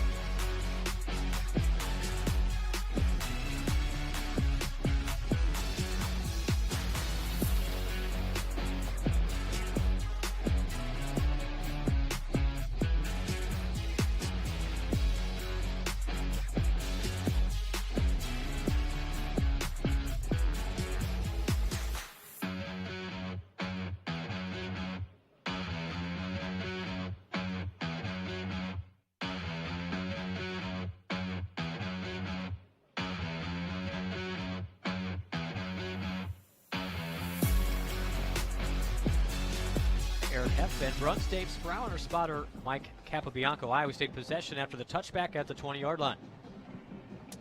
And it's now time for the Brew Pub Pizza Pick'em. Today's matchups ongoing as we speak. Clemson at Notre Dame. Who do you like, Eric? I like Notre Dame. Do you? Kinda. I'll take Clemson. Yeah, fair enough. Tennessee at Arkansas. Razorbacks are the big surprise. The SEC. I'll go with the Razorbacks. I will echo the Hogs. And Washington at Cal? I put that in before the game was canceled, but kind of a reminder how fortunate we are that we haven't had a game canceled yet that was actually scheduled with people. No question. Another matchup involves pizza. Breakfast pizza, Mac Attack, their macaroni and cheese pizza, or Hawaiian. Which one do you pick, Eric? I'll go with breakfast. Ruby and Rob Sand. I want to try that macaroni and cheese pizza. That's right up my alley. Fans, don't forget to vote for your favorite Brew Pub Pizza on Iowa State Athletics' Twitter page for a chance to win a prize pack from Brew Pub Pizza. Brew Pub Pizza, the official frozen pizza of the Cyclones, available at all area grocery stores. 1st and 10 for Iowa State at its own 20-yard line. 5 receivers with Chase Allen, the receiver, split right for Brock Purdy, but Hall's going to motion in the backfield, I would assume. Here he comes. Kalen Barnes back in the game at corner after missing, dinged up on that last drive. 1st and 10 from the 20. The handoff to Hall, nowhere to go, but splits one tackle, picks up maybe 3 to the 23-yard line. Hall with 63 yards on 11 carries, and Eric, he was just 99 yards shy of 1,000 in this season entering today. Well, he's had 100 in every game, averaging 150. What a terrific season he's had. A career, actually. He was really good last year, too. Just under 900 yards and really only played about 7 or 8 games. 14-7, Baylor leads it. 2nd and 7 for Iowa State at the Cyclones 23. 2nd and 7, Purdy takes the snap, has protection, fires down the right sideline, but nobody there. Shot broken off the route, and the nearest person was Barnes for Baylor. Well, I don't know, maybe Dave Aranda. Yeah. And the Iowa State passing game continues to labor here, Eric. Well, it really has. You know, Brock Purdy 4 of 8, 4 of 9 now for 35 yards. And he does have the 2 interceptions. 3rd and 7 for Iowa State. Cyclones just got the ball back after forcing the Baylor punt. Don't want to have another 3 and out. 4 receivers for Iowa State. Jairo Brock in the backfield for Iowa State. Purdy takes the snap. Has protection, throws right side, picked off, and this is going to be a pick 6.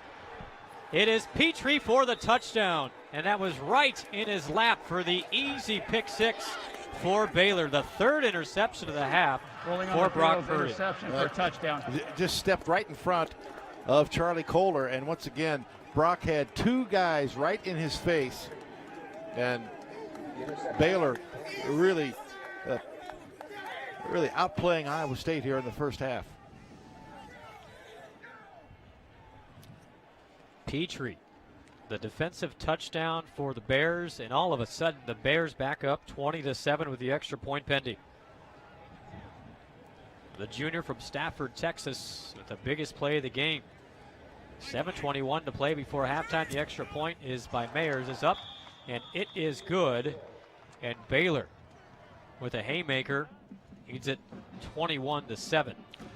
Well, 7:21 to play in the first half. Cyclones need to get back to within a score, but they're struggling offensively. Say Brock 4 of 10, 35 yards, 3 interceptions. You know, Charlie Brewer's been good tonight, and certainly Brees Hall has had his moments, but Iowa State has not consistently moved the football. They can turn it over. Let's go down to Ben Bruns for the Farm Credit Services of America sideline report, and Brunsey. Not a great throw, and I don't know if that was a miscommunication there. No, you know, Baylor brought pressure. Iowa State picked it up for a little bit, but, you know, Brock Purdy basically folded himself over as he threw that ball. It's like he was bringing his head down as he threw it. He just never finished the throw, and, you know, it doesn't get there. It's underthrown to the inside and picked off. I tell you what, though, Ben, that play had been read perfectly. Absolutely right. And there wasn't a place to make that throw. You know, I don't know if there was a miscommunication in terms of a hot route or not when they brought pressure. Either way, it's a pick 6, and Iowa State is looking down the barrel of a 2-score deficit here midway through the second quarter. On the other hand, put together a drive, get it back to a 1-score game, and you know, you just can't afford to fall farther behind here. Enter the Iowa Lottery's Winter Wonderland promotion for your chance at the biggest holiday prize pool ever. Cash prizes will be awarded soon, so enter today at ialottery.com or via the Lottery Plus app. Farm Credit Services of America and West Liberty Foods have partnered to sack hunger. 1 in 7 children suffer from hunger, but with help from Farm Credit Services and West Liberty Foods, each quarterback sacked by the Cyclones donates money and food to the Iowa Food Bank Association. 7:21 before halftime, and Baylor leads 21-7. And Eric, I think the biggest spark for this Baylor offense that has struggled all year long was the turnover, and that has really jump-started, giving the offense some confidence.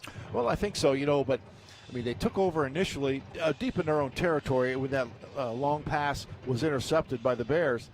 But they hit a 62-yard play. Their longest play, we talked about this before, going into tonight from scrimmage was 39 yards. But they've been able to do pretty much what they want. They're averaging almost 7.5 yards per play. So they're clipping right along at a pace that they have not really been able to this year so far. And Iowa State defense has to step up, but obviously the offense is next up, and they have not really produced yet. Rauschenberg to kick for Baylor. Into the wind. Back deep for Iowa State is Nwangu along with Ishim Young. Short kick. It's going to angle to the sideline and go out of bounds. That helps. Now, Iowa State will get great field position and maybe some extracurricular activities as well as Baylor mix it up with Iowa State. But regardless, Iowa State's going to get the ball at the 40-yard line, I think. Now, I'm sure Coach Campbell. Kick out of bounds. Kicking team. We'll put the ball at the 35-yard line. 35, first I down. should say. Coach Campbell has got to talk to his guys. I'm sure he is about you have to maintain your composure. You play with passion, but cannot afford any of these, tough penalties. These unnecessary roughness, late hit kind of things. I'm sure Dave Aranda's saying the same thing to his guys. See how Brock Purdy responds. 3 first-half interceptions for Purdy. He's had a short memory in his Iowa State career, needs it right now. Cyclones trail 21-7, 7:20 to play, second quarter. Hall motions into the backfield to the right of Purdy. 4 receivers. It is Sainer in motion right to left. 1st and 10 from the 35. The handoff to Hall. He makes one man miss in the hole, then picks up 5. Maybe, they could call it market down about 4-yard gain for Brees Hall. 2nd and 6 for Iowa State. And the passing game for Iowa State has not been there. Just 35 yards through the air. Purdy with 4 completions, 3 interceptions. Yeah, not a good ratio. 2nd and 6 at the 39. Iowa State goes from right to left. Purdy checks the sideline to change the play. 11 on the play clock, 6:45 to play before halftime. Silent 15,000 here at Jack Trice Stadium, Mid-American Energy Field. Play fake to Hall. Purdy steps up, looking deep downfield for Hutchinson. Floating in the air, a lot of contact, and pass interference called. Hutchinson was just tackled at about the 25-yard line, and that was easy. Yeah, Mark Milton in the corner, who is back out there. Pass interference, number 37. Defense, 15-yard penalty from the previous spot. Automatic, first down. That marches the ball into Baylor territory at the 47. Iowa State with a deep shot, and Hutchinson had a step. First down at the 47. 6:30 in the second quarter, 21-7 Baylor. Tight formation to the left for Iowa State with a couple of tight ends. Sainer now moves to the right. Purdy takes the snap, handoff to the Hall off the right side, looking for some room, nowhere to go, but he still manages to get a couple. Baylor pops him there. Gang tackle by the Bears, led by Bernard. And the ball pops free at the end of it. Baylor signaling they have the football. Let's hope they're wrong. Well, they've already signaled Iowa State's football. The ruling on the field was forward progress was ruled. Second down. Yeah, forward progress not reviewable. Nope. A gain of a yard for Hall. And he's had the 114-yard run. He also had a 15-yarder. But Baylor's done a pretty good job for giving up 178 yards per game coming in on the ground.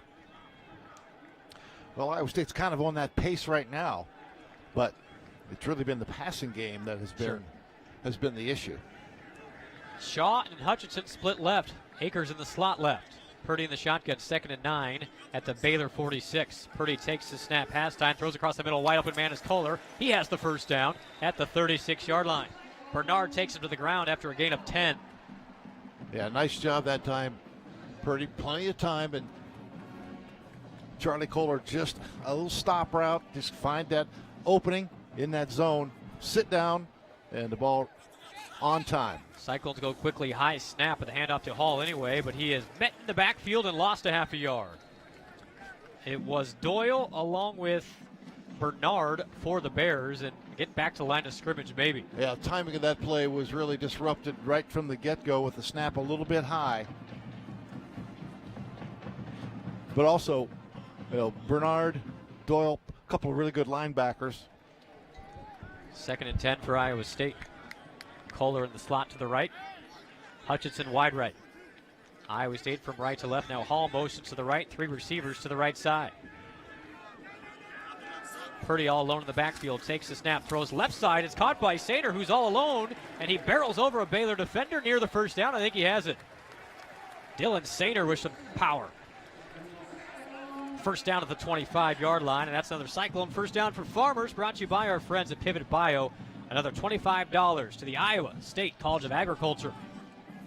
First down at the 25. Purdy in the pistol formation. Hall behind him. High snap again. Here comes a blitz, and they get to Hall. A big loss on the play. A loss of 6. It was Petrie off the edge, and he was never accounted for. 2nd and 16 upcoming. Once again, a really high snap, and it has kind of disrupted. And what that does sometimes, it disrupts the vision of both Brock Purdy and the running back. What do you dial up here on 2nd and 16 at the Baylor 31? Nwangu joins Purdy in the backfield to his left. Akers in the slot right along with Kohler. High snap again, and Purdy keeping it, has some space, gets to the 25-yard line, the original line of scrimmage. So 3rd and 10 for Iowa State. Gain of 6 for Purdy, but it was Woods on the stop for the Bears. And this is near field goal range. Iowa State has the wind behind its back. Well, it is field goal range, but that's certainly not a sure thing. Right. Iowa State's been Asali, one stretch had made 11 straight field goals. He's struggled at times since then and done well at times. But you're also down 14. I'd prefer a first down. 3:05 to play, second quarter. 21-7 Baylor. 3rd and 10 at the 25. Purdy changing the call at the line of scrimmage with the play clock at 1. He just gets it off. No, a timeout first. It was about down to 0, and Iowa State saw it just in time, and a timeout for Matt Campbell and Iowa State, I think. Timeout, Iowa State. First of the half. 30 seconds. This fall calving season, you want to see increased revenue. Now, worms, choose Safeguard from Merck Animal Health. To learn more, visit safeguardcattle.com. Safeguard, another way Merck Animal Health works. And let's go down to Ben Bruns for the Farm Credit Services of America sideline report. Brunsy, 3rd and 10, critical play. What can Iowa State dial up here? Well, I tell you, you got to expect Baylor's going to bring pressure. They have the last couple of times. And, come back to what Eric was saying, that maybe this is 4-down territory for Iowa State. So if you think you've got pressure coming, a little screen game is really good. And if you think that they're going to play coverage, then a draw. But, your safest bet here, I think, is something to a back out of the backfield or maybe a little jet screen, alley screen, where the pressure might be coming from the linebacker level. Worth noting, Baylor opens up the second half with the football, so any points here would be great. 2:53 before halftime.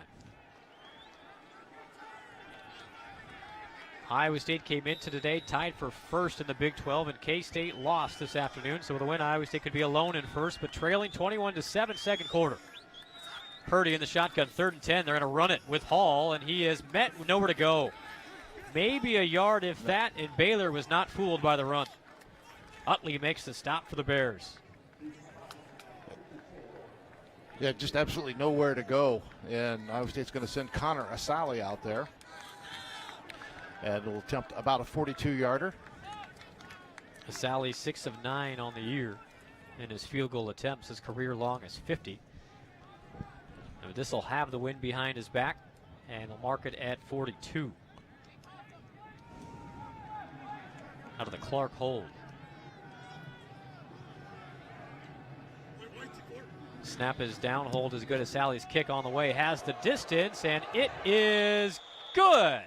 Connor Asali delivers from 42, and it's 21-10 Baylor. Good to see Sally knock one down. Well, absolutely, and now still time for Baylor to do something. 2:04 to play, and they have been pretty sharp on offense. I mean, the total yards isn't that great, but you got a pick six. You got another intercept. You had a short field another time. They've done a pretty good job.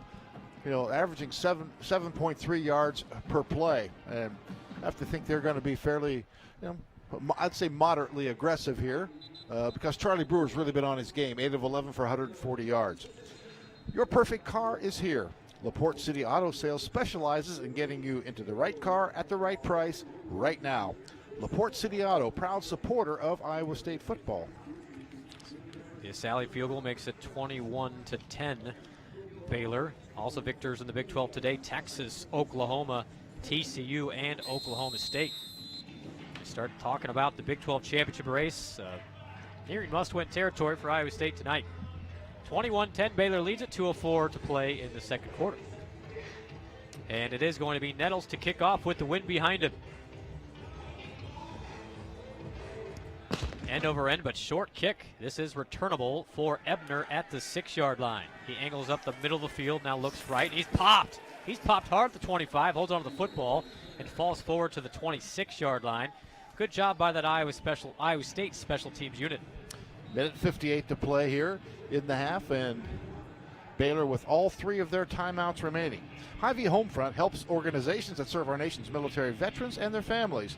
Round up your purchase amount in-store or online, and Hy-Vee will match all funds raised up to $100,000. 1:58 on the clock, and Brewer gets the Bears in motion at the 26 from left to right. Iowa State 3 down lineman. Show some pressure. The handoff to is the backup running back, and making some moves and getting near a first down is the Baylor running back. And again, they're down several running backs today. That was Colby White. Colby White on the carry. Listed as a wide receiver. Again, they lost Squirrel Williams earlier in the day, and their starting running back Lovett did not travel. So White picks up 9 on first down, now 2nd and 1.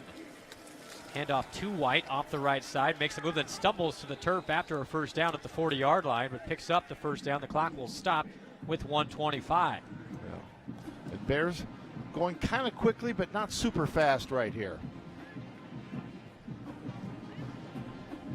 Clock running, 1:15 to play before halftime. 21-10, Baylor leads it. Brewer in the shotgun. 3 receivers split to the right. The handoff to White. He tries the left side, and Rose doesn't allow it. A big loss, a loss of 2 with forward momentum, but Mike Rose in the backfield. And now Baylor's going to be pretty conservative, I would imagine. Up 21-10, they get the second half kickoff.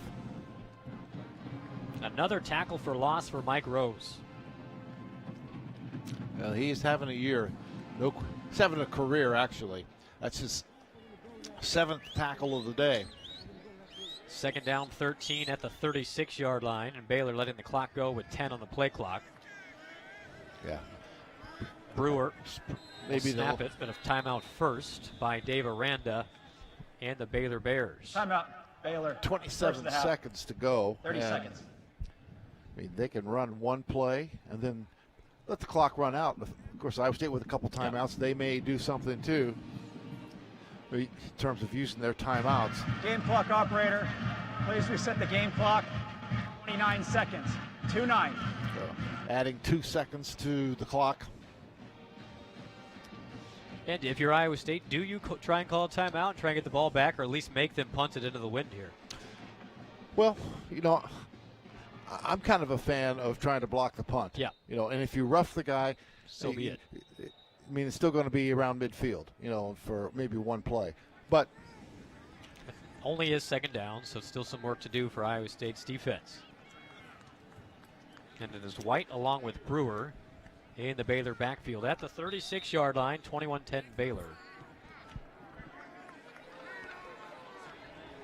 3 receivers split right for the Bears. The handoff to White off the left side, and he gets a couple, maybe 4 up to the 40-yard line, and Iowa State does not call a timeout. Just got to let this one go. So that should bring us to halftime. And the halftime interview with Coach Campbell and Ben Bruns is brought to you by Authority Edge Herbicide from FMC, and we'll allow Ben to chase down Matt as the second quarter comes to an end with Baylor leading Iowa State 21-10. So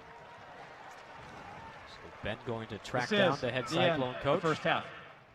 And here is Ben Bruns. Coach, what are your thoughts on the first half? Yeah, I think unfortunately the 3 turnovers have killed us, but I think intermittently amongst it, we've done some good things. So we're going to have to regroup, come out and play a great second half. Good luck, Coach. That Coach Campbell interview was brought to you by Authority Edge Herbicide from FMC. 2 modes of action deliver up to 14 more days of residual control in your soybean fields. Learn more at ag.fmc.com. Here at halftime, the score is Baylor leading 17th ranked Iowa State 21-10. We'll return with the Hogemeyer Hybrids halftime report with Dave Sproul in a couple of minutes. You're listening to Cyclone Football from Learfield IMG College. Get your ice cold, bud. Clear for halftime break one. Even though you can't go to the game, doesn't mean the game can't be brought to you now here. Just go to...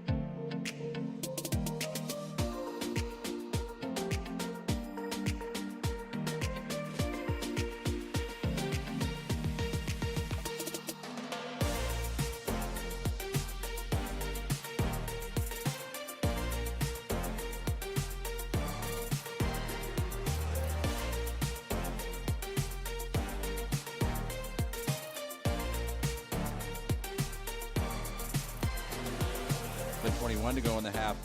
Iowa State got on the board last in the half. Connor Asali connecting from 42 yards out with 2:04 to go to make it a 21-10 ball game. That is the score at halftime here in Ames. And now time for our Hoegemeyer Hybrids halftime highlights.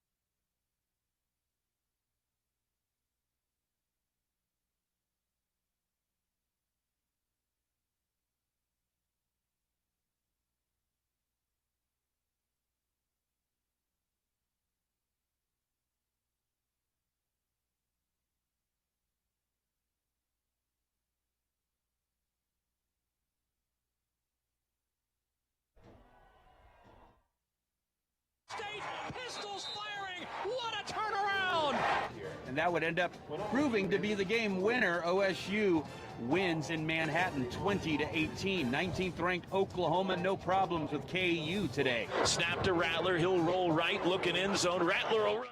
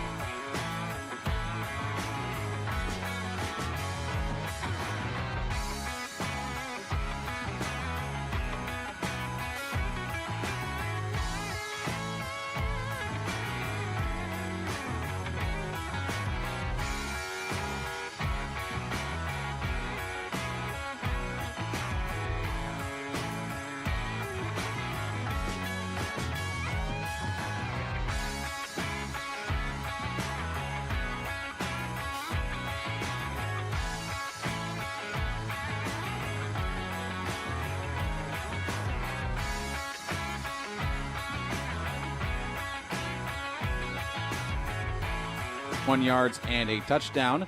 And Baylor dealing with major injury issues at running back. Craig Williams, their leading rusher, 8 attempts for 28 yards, but he left with an injury early in the game. Quaylon Jones, 4 carries for 14 attempts. Brewer, the quarterback, 4 carries for 12 yards in the first half for the Bears. Charlie Kohler with 2 grabs to lead Iowa State receiving, 23 yards. And Landon Akers, Dylan Sainer, Johnny Lang, Sean Shaw, each with a single catch in the first half. R.J. Sneed, 3 catches, including a touchdown in the first half, 42 yards for the Baylor receiver. Drake Dabney, 2 catches for 23 yards and a score. Jared Atkinson, Yusef Terry, and Gavin Holmes, each with 1 catch in the first half for the Bears. Leading the way on defense for Iowa State is Mike Rose, 7 total tackles, including a tackle for loss. And Razawike and Young, each with tackles for loss in the first half, and that's Tavon Johnson responsible for the lone turnover created by the Iowa State defense, as he has an interception. Anthony Johnson with a pass breakup in the first half as well. Terrell Bernard leading for Baylor with 6 total tackles, including a tackle for loss. Jalen Petrie with a tackle for loss, as well as a pick 6 in the first half. Kalen James also with an interception, along with Raleigh Tejada for the Baylor Bears defensively. And the Bears defense setting up the offense for 3 scores, 21-10. The Bears leading Iowa State at halftime. We've got the second half of action Coming up next, this has been the Hogemeyer Hybrids Halftime Show. You're listening to Iowa State football from Learfield, IMG College. This holiday.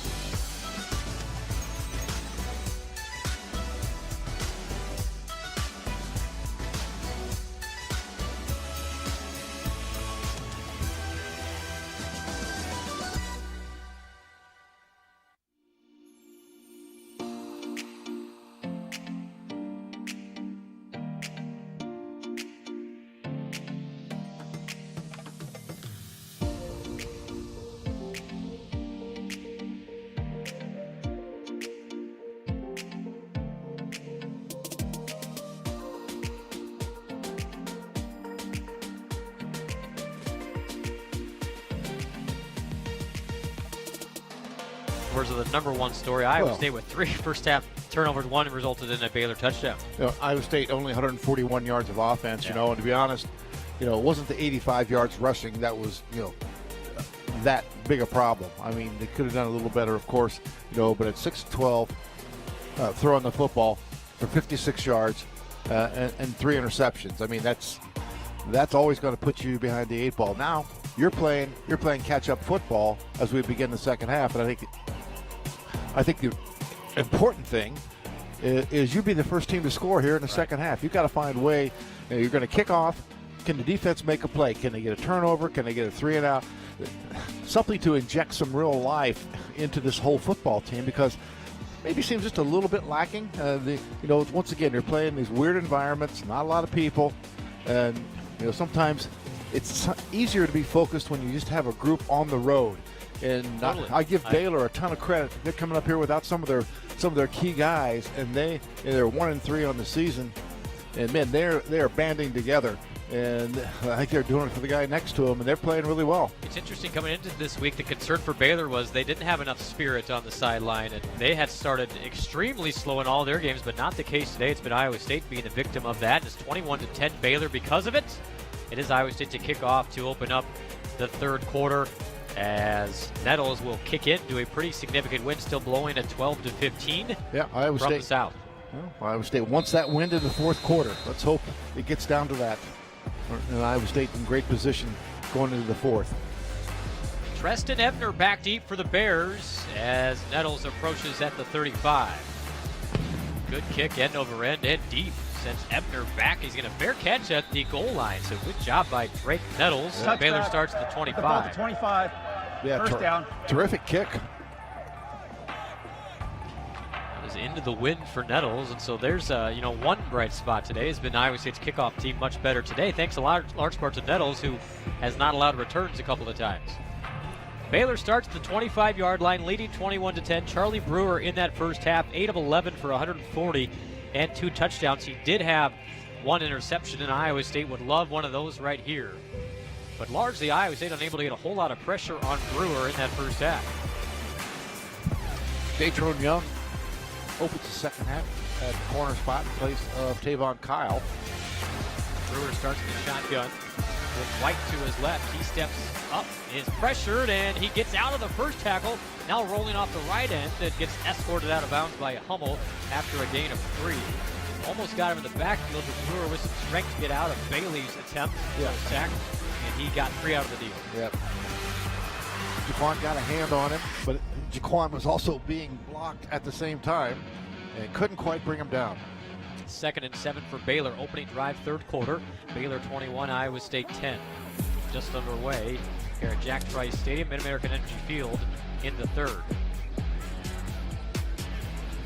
3 receivers for Baylor on this set. 3 down linemen for Iowa State. Brewer takes the snap, hands off to White. Rose meets him right at the line of scrimmage, maybe a half yard, but Mike Rose came crashing in with some help. Looks like McDonald and Awazarike also there. Yeah, really good job by Eddie Awazarike. Eddie playing really well here tonight. 3rd down and 6. Critical play to open up the third quarter at the 29-yard line. 4 receivers for Baylor, 3 to the left, 1 to the right. Baylor goes from right to left here in the third with the wind. Brewer takes his time in the shotgun. Takes the chest high snap, short drop. Pressure, gets out of it, throws incomplete. Pressure coming from a couple of different angles. I believe Vance was one of the Cyclones to provide pressure, just underthrew the intended receiver, Atkinson, with Lawrence White right there in coverage. Well, that's a 3-and-out. And hopefully that translates into kind of a starting sway of momentum in Iowa State's favor. But Iowa State offense, certainly the passing game has got to do a lot better this half. Howard a punt. Eisworth deep, they almost get to it. High kick with the wind and a fair catch called for and dropped by Eisworth and picked up by Baylor. Oh my goodness. Eisworth with the fair catch and he just dropped it. And Baylor has it at the 21 of Iowa State. They have not signaled yet. Well, maybe not. They had 3 pairs right around it. If Iowa State gets this back, it would be a miracle. That's the third, watching college football today, that's the third punt I've seen dropped. The signal is Baylor football. Wow. Eisworth has been so sure-handed, and that's the reason he's back there. Rolling He on just the dropped field. it. Kick was fumbled, but recovered by Baylor. First down. And Back on the field is the Iowa State defense. Let's pause 10 seconds for station notification on the Cyclone Network from Learfield IMG College.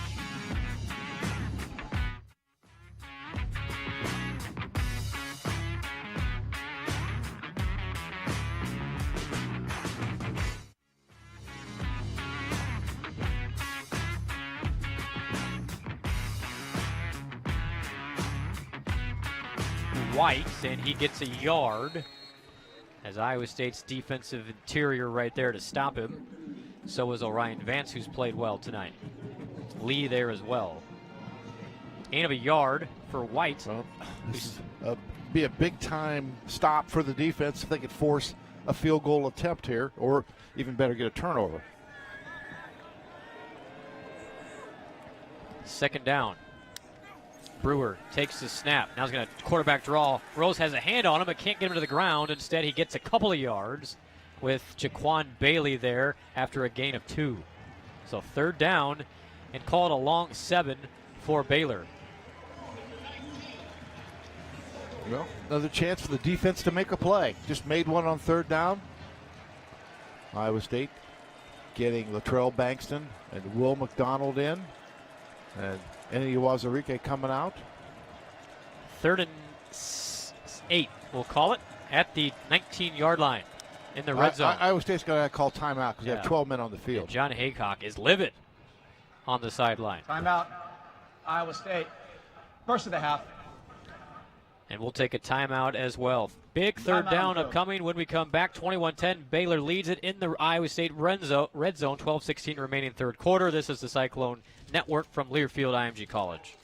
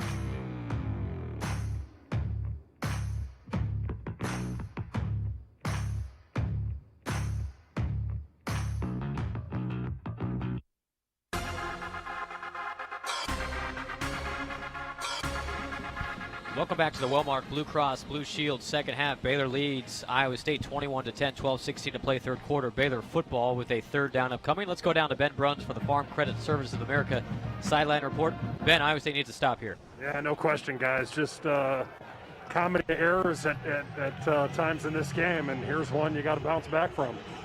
3rd and 8 at the Iowa State 19 after the muffed punt by Greg Eisworth. Cyclones can at least force a field goal attempt, would be a victory. Brewer in the shotgun with Ebner to his left, 4 receivers, 2 right, 2 left. Baylor with the wind behind it in this drive. Shotgun snap, Brewer, 5-step drop, looks right side, throws that way, and it's dropped. In and out of the hands of Sneed, but good coverage right there was Anthony Johnson. Yeah, ball thrown a little bit high. One could have been caught. Well, we hate to give up points here, and certainly field goal is not a certainty. for the Bears, but it's a win by the defense. They've got basically 3 and outs, even though Iowa State never got the ball in between them. Defense coming out, doing its job. John Mayers, who had a game-winning field goal against Iowa State a year ago, on for a 36-yard field goal. That's the exact same distance he won the game with a year ago. 3 of 6 this year is Mayers. Good snap, good hold, the kick on the way, and he got it. No, Mayers puts it through the uprights, and it's 24-10 Baylor. 12:06 to play, third quarter. We take a timeout. Cyclones trail by 14, get possession. Need to do something on offense, and this is the Cyclone Network from Learfield IMG College.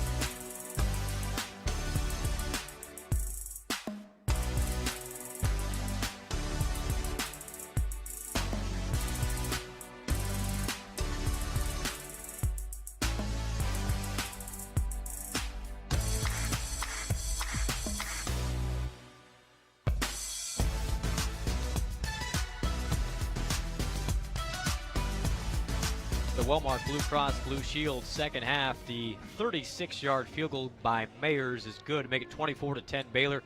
12:06 to play in the third quarter. Special thank you to our Wellmark Blue Cross and Blue Shield, tonight's game sponsor and our partner in health. Wellmark has proudly served the Cyclone State for more than 80 years and continues its support of Iowa State football in 2020. This season, choose the health insurance the Cyclones do. Visit wellmark.com to get a game plan today. How about a Kanenu Wangu long kickoff return here? Cyclones trail by 2 touchdowns. It is Ruschenberg to kick for Baylor, but has the wind behind him. End over end kick with the wind, and that will sail to Nwangu, who takes it 3 yards deep. Nwangu up the middle of the field, now angling left, has space, 20-25 to the 30-35 with speed to the 40, 45-50 Nwangu to the 45-40 to the 35-yard line. Kanenu Nwangu, a 68-yard return. Well, normally he just takes the knee in the end zone, but a couple yards deep, a spark. We saw the spark he gave in the Oklahoma game after Iowa State had fallen behind by a score in the fourth quarter. And let's see if the result can be the same here. Iowa State defense has done only one really bad play so far in the third quarter, which was the fumbled punt. Let's see if the offense can, in its first series of the second half, get something on the board. Brock Purdy in the pistol. 3 first half interceptions for Purdy. Hall behind him. First and 10 at the Baylor 33. Purdy fakes the handoff, rolls right, throws. It's caught by Sainer with daylight. 25, breaks a tackle to the 22-yard line, and an Iowa State first down. That's another Cyclone first down for Farmers, brought to you by our friends at Pivot Bio, and another 25 donated to the Iowa State College of Agriculture. Well, there certainly have been keying on Breece Hall, and Breece got off to a good start. They really kind of took him away, maybe the last third or so of the first half. First and 10 Iowa State at the Baylor 22. 4 receivers on this set, but it's Kohler motioning into the backfield. Purdy takes the snap, fakes the handoff to Hall, steps out, has plenty of time, looking for Kohler. He has him, caught, touchdown. Charlie Kohler on a bullet from Brock Purdy. Well, Kohler, 22 yards. Kohler lined up as kind of a wing On the back. field, touchdown. And tell you what, he circled around the receiver on the outside, right down the sideline, got himself open, presented a big target, and a well-thrown ball. Brock looking really good on that throw. And Iowa State, real signs of life here. Say just really one bad play here in this quarter. It resulted in 3 points, but the defense has played really well. Now the offense has a 2-play drive after a great kickoff return. A sally on for the extra point. Good snap, good hold, kick is up, and it is good. So Kohler, his 3rd touchdown of the year, his 13th career touchdown on the strike from Brock Purdy, and with that touchdown pass, Brock Purdy becomes 51st career touchdown, and that passes Brett Meyer for the all-time passing touchdown mark at Iowa State. That takes us to a timeout. Iowa State within 7. It's Baylor 24, Iowa State 17. 11-11 to play in the 3rd quarter, and this is the Cyclone Network from Learfield IMG College.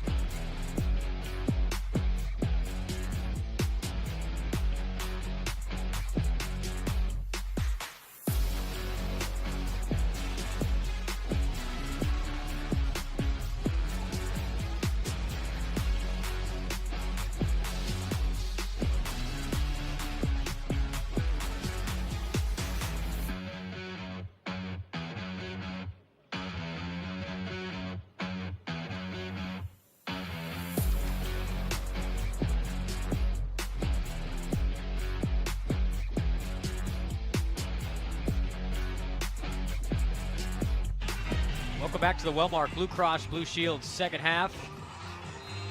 Jack Trice Stadium, Mid-American Energy Field currently being juicy wiggled after the touchdown from Purdy to Kohler and Nettles to kick off. 24-17, Baylor leads it, 11-11 to play 3rd quarter. Nettles to step into the kick, into the wind. Drives it, sidewinding kick will be fielded by Ebner at the 9. Ebner up the right side, has some room, look out, 30-35. Nettles gets him to the ground though at the 45 with a flag on the play. Good job by Drake Nettles to prevent that long run. I think this is coming back anyway.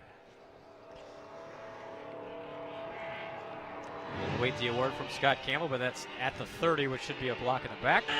They're in the return. Holding, number 0, return team. 10 yards from the spot of the foul, first down. Call it a hold, so Baylor will start at the 22, I believe. And let's quickly go down to Ben Bruns for the Farm Credit Services sideline report. Ben, that kickoff return by Kane Nwangwu is key. Yeah, it was, and he did a wonderful job of setting it up with Darian Porter's block all the way down the field. And it was just Porter kept running, and Kane kept setting the defender up. It was really good. That 67-yard kickoff return set up the 22-yard touchdown for Iowa State. Now 24-17, 11:04 to play, third quarter, and Baylor possession. Baylor 2 possessions and 6 yards this half. Brewer throws left side. That's caught by Terry, but he stumbles to the ground. Eisworth tries to get him down and finally cleaned up by who else but Mike Rose. He's everywhere again. And another tackle for loss. So 2nd and 11 for Baylor at the 20. Baylor sets quickly, 3 receivers right. And Brewer in the shotgun. Takes the snap, rolls right, pressure from Rose, throws right side, just threw it away. Nobody there. Coverage by Eisworth, but there was no bear within reach. And Mike Rose coming on some pressure and kind of a half-hearted attempt to block him. At least that was enough to give Brewer time to throw it away. 3rd down and 11 for Baylor. 10:30 to play the third quarter. Baylor at the Iowa State 20. Key play here. 3 receivers right, 1 to the left. Iowa State has not had a sack today. Brewer in the shotgun. Play clock at 4. Play clock at 2. Brewer gets the snap. Here comes the blitz. They pick it up. Brewer has time. Now in trouble. Gets out of the pocket. Flags on the play. Brewer throws right side and threw it away. Eisworth with great coverage. Multiple flags in the backfield. This will be a hole, but Iowa State should decline it.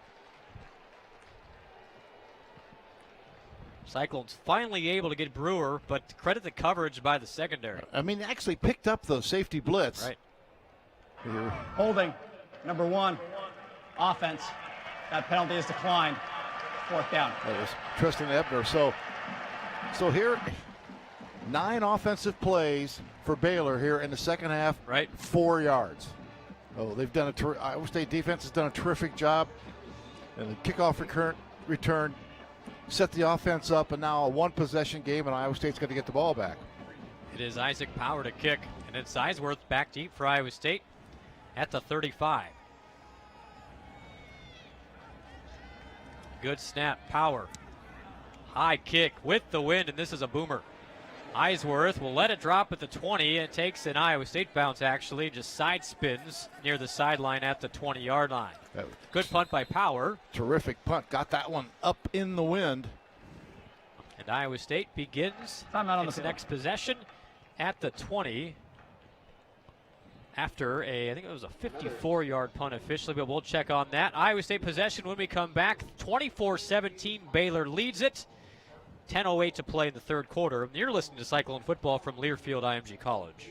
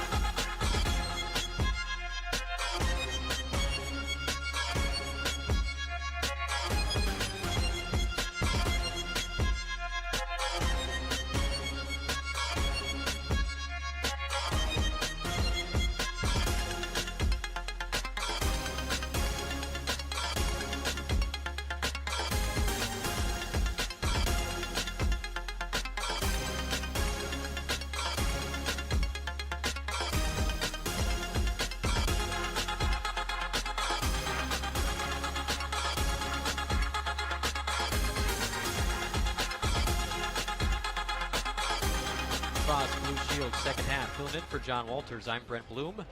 Alongside Eric Heff. Ben Bruns down on the sideline. Iowa State has cut this lead to 7. It's 24-17 Baylor. 10:08 to play in the third quarter. Iowa State possession at the 20. And Eric, for as much bad has gone on in this game, Iowa State's still in this thing. Well, absolutely. 4 turnovers to 1. And right there, see what Iowa State does with Johnny Lang out there. Shotgun snap to Purdy. They do throw it to Lang off right side at the 20-yard line. Catch there, 25, and gets pushed out of bounds near the first down. Good running by Johnny Lang after the catch right at the 30. I think they're going to move the chains. Second catch of the day for Johnny Lang. Yeah, I like the fact, sometimes Johnny doesn't really cut it up the field right away, tries to look, and I mean, you're that size. He's a small guy. I want to see him really slash it, and he certainly has tonight. Iowa State goes from left to right at the 30-yard line, 1st and 10. Purdy with a check at the line of scrimmage. It's Hall with him in the backfield. Split left is Sainer, Allen, and Shaw. Hutchinson alone to the right side. 1st and 10 at the 30. Snap to Purdy, gives off to Hall, and he turns forward for maybe 3 as he ran right into the interior of the Baylor defense and T.J. Franklin. We were back to the Johnny Lang. I mean, the injury that Iowa State's faced at that M position, Tariq Milton, big-time playmaker, has been out for several weeks. Played maybe 1 or 2 plays against Oklahoma and hasn't played since. Looking for some explosiveness, if you will, at that M spot. 2nd and 7 for Iowa State at its own 34. Purdy takes the snap. Fakes the handoff to Hall, has time, now gets pressure, rolls right, throws, and has Hall out of the backfield, makes the catch across the 50-yard line into Baylor territory before he's shoved out of bounds at the 46. J.T. Woods pushed him there, but a first down for Iowa State. Well, Hall with a block on Terrell Bernard, and then Bernard trying to stay with him when he broke free, but good job communicating, just that good connection, if you will, between Breece Hall and Brock Purdy. Brock doing a nice job, feeling a little pressure in the pocket, buying some time, eyes downfield, makes the play. 1st and 10 at the Baylor 46. Purdy in the shotgun. Takes the snap. Fakes the handoff, will take it himself, has some room across the 40. Brock with room, 35-30, gets a block, 25. High steps down the right sideline and shoved out of bounds at the 17-yard line. 27 yards for Brock Purdy on the run. And an injured Terrell Bernard at about the 43-44 yard line. Their best defensive player. That's a key loss for an already banged up Baylor, actually their entire roster, but Bernard, maybe the best Baylor Bear there is. And he is being tended to at the 43 where that play developed. A really good job, because when they've run Landon Akers in motion so many times, they throw it to him out, on a horizontal throw. And Brock faked that, and then, straight up the middle with the cut, as they'd had Breece Hall going the other way. So stretch that defense out, attack it inside. Great job by Brock Purdy, too. Made a couple guys miss. They underestimated his speed a little bit. Yeah, officially a 29-yard run for Purdy. Having an at-home tailgate to watch the big game? Stay safe. Grill and operate gas generators outdoors in well-ventilated areas. Get more safety tips at midamericanenergy.com. Iowa State in the Case IH red zone at the 17-yard line. And law enforcement is cracking down on wearing seatbelts. The Iowa Governor's Traffic Safety Bureau and your local law enforcement reminds you to click it or ticket day or night. Well, Bernard able to leave under his own power. They're going to get him over exam. 1st and 10 at the Baylor 17-yard line. 24-17 Bears lead it. 7:45 to play third quarter. Cyclones on the move with Brock Purdy. Shotgun snap. Hand to Hall. Hall jukes left. Has some space wide open. 10-5. Touchdown. Breece Hall. 17 yards. His second touchdown tonight. And Iowa State an extra point away from tying this thing up. Oh, that time Doyle came up the middle. Great job by Breece Hall. A little juke to one side, and then just cuts it back. That's just tremendous vision, great speed, and Breece, well, once again, having a game. He's got 81 yards. And Iowa State with 4 turnovers, including a pick 6 given up, a dropped punt, that led to a field goal. Is an extra point away from tying this up from Connor Asali. Good snap, good hold by Blake Clark. Kick is up, and it is good. 24-24. 7:30 to play in the third quarter. That touchdown is brought to you by Producers Livestock and is good for another $200 donated to the Iowa FFA. Producers Livestock is proud to support Iowa Future Farmers of America and Iowa State football. Brent, here we are, 24-24. Iowa State with 254 yards to 194. And for the Cyclones, they have over 100 yards here. And we are not even halfway through the third quarter. But, wow, Cyclones have answered the bell. I mean, as I mentioned, 9 plays so far this half. For Baylor, 3 possessions, 4 total yards. And Iowa State has really put themselves in position, great position. Now, can you keep your foot on the gas while you got it rolling? Every day, Iowa farmers use innovative practices to improve water quality. They're teaming up with ISU experts to implement a playbook to conserve natural resources for a better tomorrow. Pivot Bio, the Iowa Corn Promotion Board, and Iowa's corn farmers care about the water we share. Nettles to kick it off into the wind.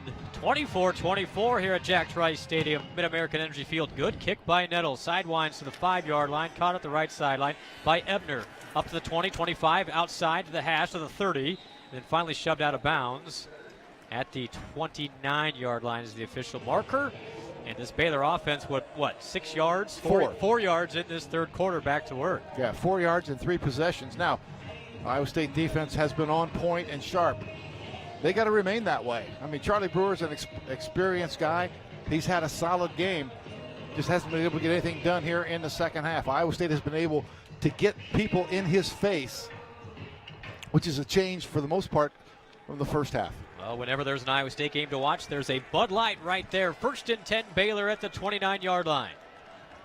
4 receivers. 3 left, 1 to the right.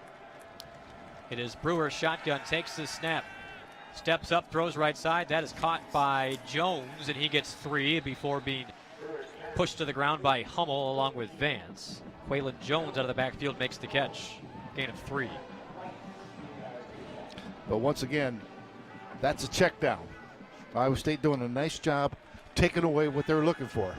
Brewer being flush left. He's being chased by Bailey. Gets to the 30, 35, near the first down, just shy of it at the 38-yard line, as Brewer was under some heavy pressure and advanced it forward for 6. Yeah, you're going to spot that 37 or 38. They need to get to the 39 for, it'll be about 2 yards to go for the first down. And the 15,000. Well, no, make it a yard. At Mid-American Energy Field, Jack Trice Stadium, on their feet. 3rd and a long yard for Brewer in the pistol. Snap, Brewer takes himself off the right side. He's got nowhere to go, rolls at his feet, but he gets out of it, and finally Lee gets him to the ground. I think he's short. He's short. Rose had a great chance, could not bring him down, but Isaiah Lee chasing after the play stops him short. What an effort by the big fella. You know, DJ Miller in there as well, and Orion Vance. Yeah, he is short. No gain on the play. Baylor sends out the punting unit. And this place is going crazy for that Cyclone defense. And right now, yeah, you're Dave Aranda in this situation, 4th. You haven't done anything here. And I mean, if you have a fake in your book, Iowa State's got to play punt safe here. Power takes the snap, gets it away. Short kick. Eisworth lets it hop, and it takes an Iowa State bounce and downed at the Baylor, should I say the Iowa State 28-yard line, and that's where Brock Purdy back on the field after a couple touchdown drives in this third quarter. 5:40 to play in the third. Iowa State 24 and Baylor 24. And let's quickly go down to Ben Bruns for the Farm Credit Services of America Sideline Report. Brunsy, offense looks much sharper here. Yeah, for sure, guys. You know, and credit Purdy for keeping the ball on that long run. You know, all of a sudden Breece Hall's got room to run because Brock Purdy's keeping it on occasion, and it just opens the defense up. Hall with 81 yards in this game, just 18 shy of 1,000 for the season. 1st and 10, Iowa State at its own 29. 2 in the backfield for Iowa State, Nwangu along with Hall. And the handoff to Hall up the middle of the field, gets a couple and puts his head down, picks up one more. A gain of 4 for Brees Hall. Bradley King gets the stop for Baylor. And once again, Johnny Lang in there that last trip. Now they get Shaw and Landon Akers back in along with Charlie Kohler. Kohler 3 catches today, 45 yards, including a touchdown. 5 minutes exactly on the clock, third quarter, 24-24. 2nd and 7 for Iowa State at its own 33. Purdy, short drop, under pressure, has got to get rid of it, finally does, floats it up in the air, a dangerous pass, and it's caught by Shaw. Did he get a foot in? He did. At the 39-yard line. It's short of a first down by a yard, but... Is it? I think, maybe not. This may be reviewed as well, but I think Purdy was just throwing that up in the air. Short of the first down.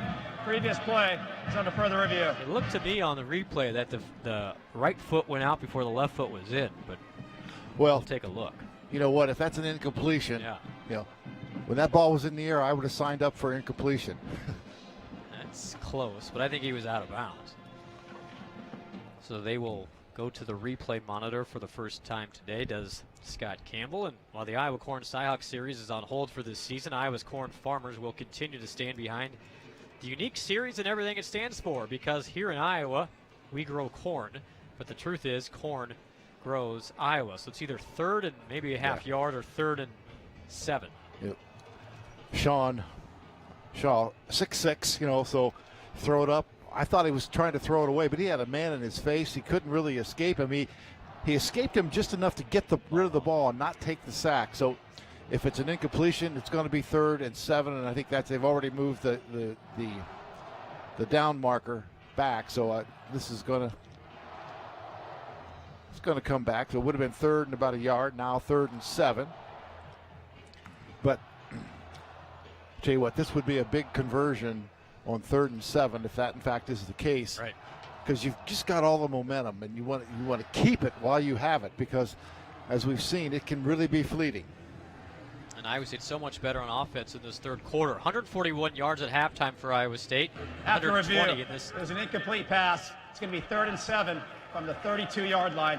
Game clock operator, please reset the game clock. 4 minutes, 54 seconds. 4-5-4. As expected, but Iowa State with 120 yards of offense in this third quarter alone. Yeah. 3rd and 7 at the 32 for Brock Purdy and company. And Hutchinson on the field along with Kohler and Chase Allen. So a couple of tight ends for Iowa State. 24-24. 4:52 left in the third quarter. Purdy in the shotgun. Takes the snap. Has time. Steps up. Now under pressure. Gets out of it. Has some room to run. 35, 40. Has the first down. 45. And slides down awkwardly at the 48-yard line. Brock Purdy's cleats got a little bit stuck in the turf, but picks up the first down. His dad was a baseball player. I think Brock should have taken some lessons from his dad. A good gain for Brock. Picks up 16 yards on that scramble for the first down. Drive stays alive for Iowa State at its own 48. Quick snap to Purdy. Handoff to Hall. Hall maneuvers to the 45-yard line of Baylor. Actually not a generous spot. Call him down at the 46. So a gain of 6 on first down for Brees Hall. He's at 90 yards for the day. But Logan on the stop. A little more, much more rhythm, not a little more rhythm, much more rhythm to the Iowa State offense here in the third quarter. Cyclones take their time. Play clock at 15. Purdy assembles the Iowa State offense. 1 to the left, 2 to the right. Chase Allen tight to the formation on the right side. Now Sainer in motion that same way. Shotgun snap to Purdy. Fakes the handoff to Nwangu. Throws for Skates. Incomplete. Good hit by Tejada right as the ball hit Skates in the shoulder pad. Yeah, he zinged that one in there, and that time safety almost got a hand on it as well. Interesting situation here for Iowa State with a 3rd and 4 at the 46. Iowa State has 6 receivers with catches. Xavier Hutchinson, Iowa State's leading receiver by far, has none. He's split alone to the right side on this formation. 3rd and 4. Purdy.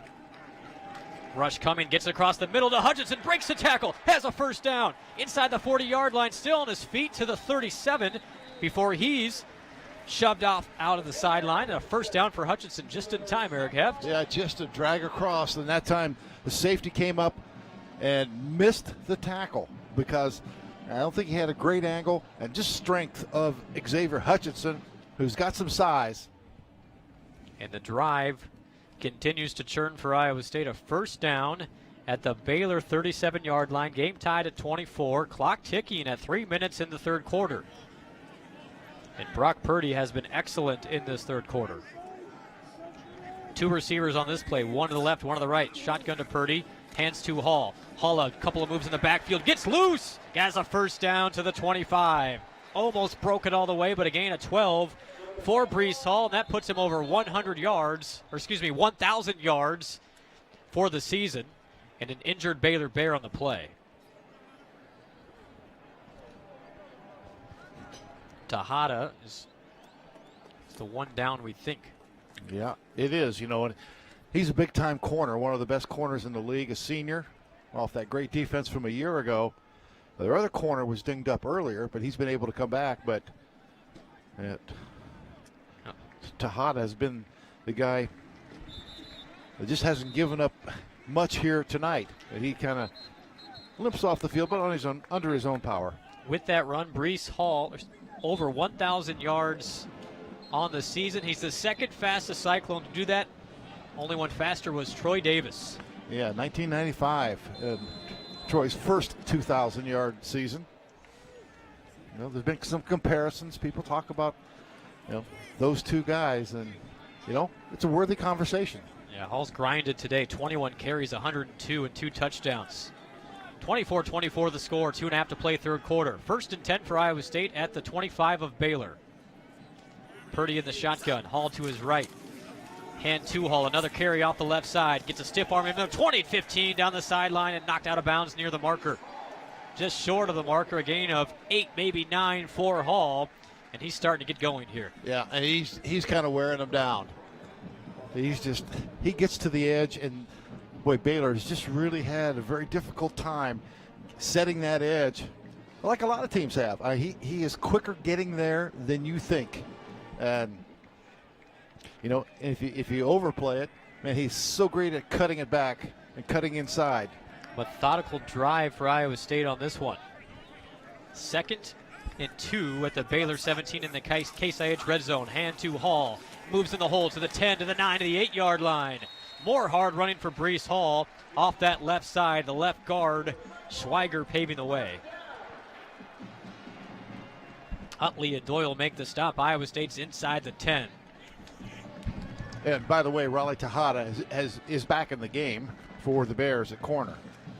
1st and goal at the 9-yard line for Iowa State, trying to take the lead for the first time tonight.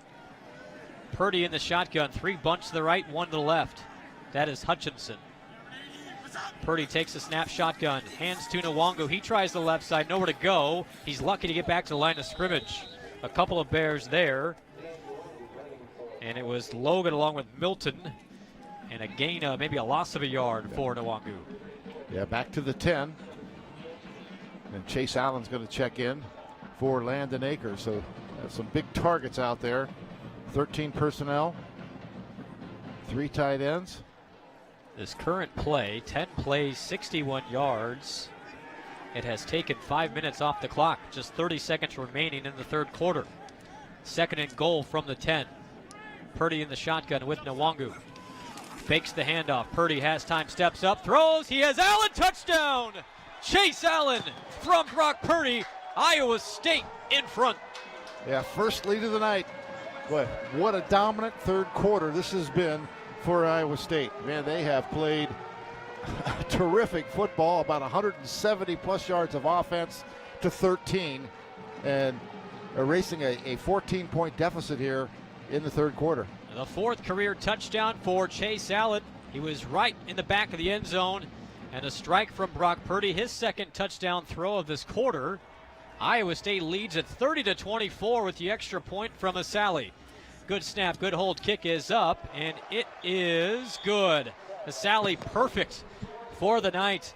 And Iowa State, who once trailed 24-10 in this quarter, has reeled off 21 straight to take the 31-24 lead, and we'll keep it right here. You know, it's been all 3 phases, other than, one part of the special teams phase wasn't good when Eisworth fumbled the punt.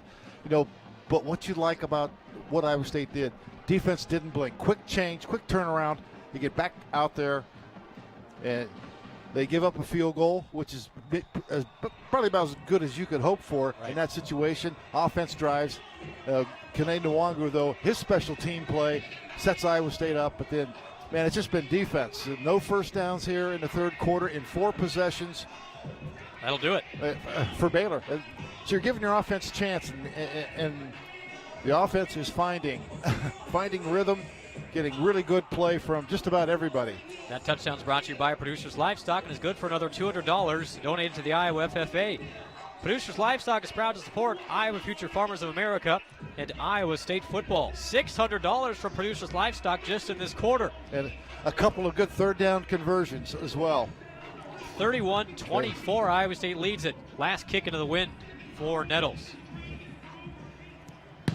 High kick, sidewinding once again towards the far sideline. It's going to bounce and picked up at the 10-yard line. And moving forward to the 15-20, across the 20, the 22 was Ebner, but a good job by Nettles to keep that in play. And probably one more snap to go in this 3rd quarter. 17 seconds, and then Iowa State will have the win in the 4th quarter. Cyclone football is brought to you by Farm Credit Services of America. We work for the future of agriculture and those that want to be part of it. Farm Credit Services of America, agriculture works here. Size Locker Room, the official store of Iowa State Athletics, is your local destination with the best selection of Cyclones gear. Visit us at 806 South Dove Avenue in Ames or shop online at sizelockerroom.com. 31-24 Iowa State. Baylor possession from right to left with Brewer. Takes the shotgun snap, looks right side, has a man caught there at the 30-yard line, and near the first down marker is Sneed. They're going to spot him out at, the 31? Say what, Brent, we were talking about, what you have to do. That's going to be the last play of the quarter, apparently. Baylor elects to go quickly, and they don't get the play off. Iowa State now 186 yards of time out on the field rushing. So that's been an Achilles heel for Baylor, a strength of Iowa State. It certainly played out in the 3rd quarter. We head to the 4th quarter here at Jack Trice Stadium, Mid-American Energy Field. Iowa State with 21 unanswered leads. Baylor 31-24. To the 4th we go on the Cyclone Network from Learfield IMG College.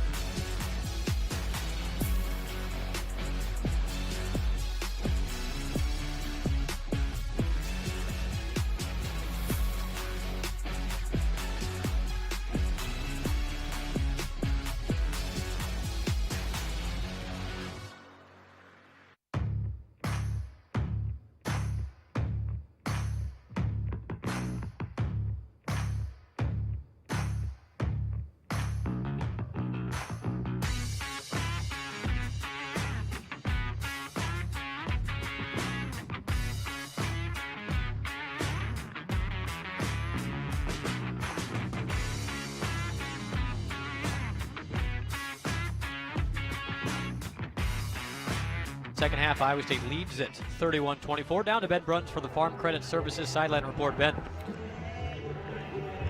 Big time answer, guys. Big time answer. And, Iowa State just doing the little things right again now, right? And amazing how that all turns around.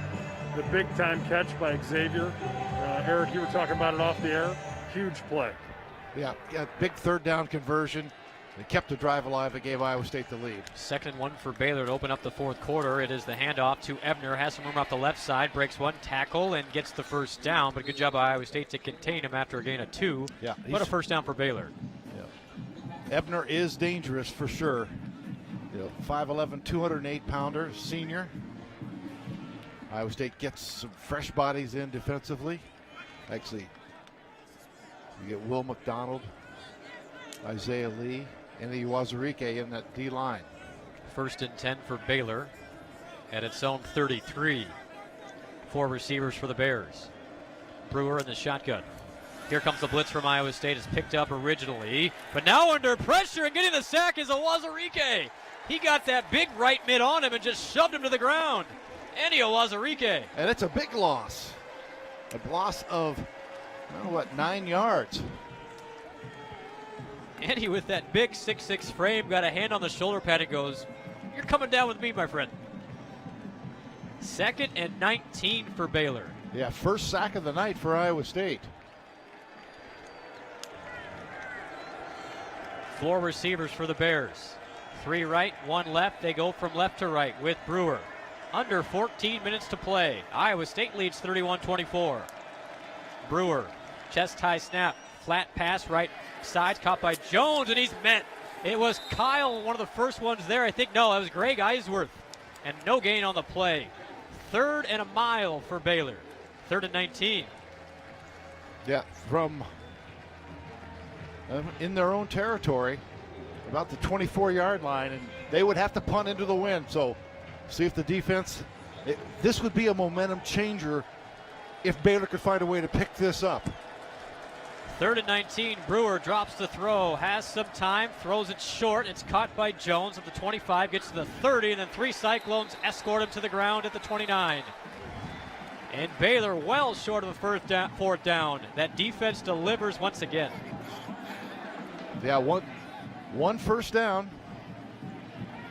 Vance Johnson there. The only first down of the second half for Baylor just occurred, and then Iowa State gets the big sack. Boy, you got to come up with big plays. Sacks are game-changing plays. They're drive-stopping plays, and any with a big sack. 4th and 15 after the gain of 4, and now Power has to punt into the wind.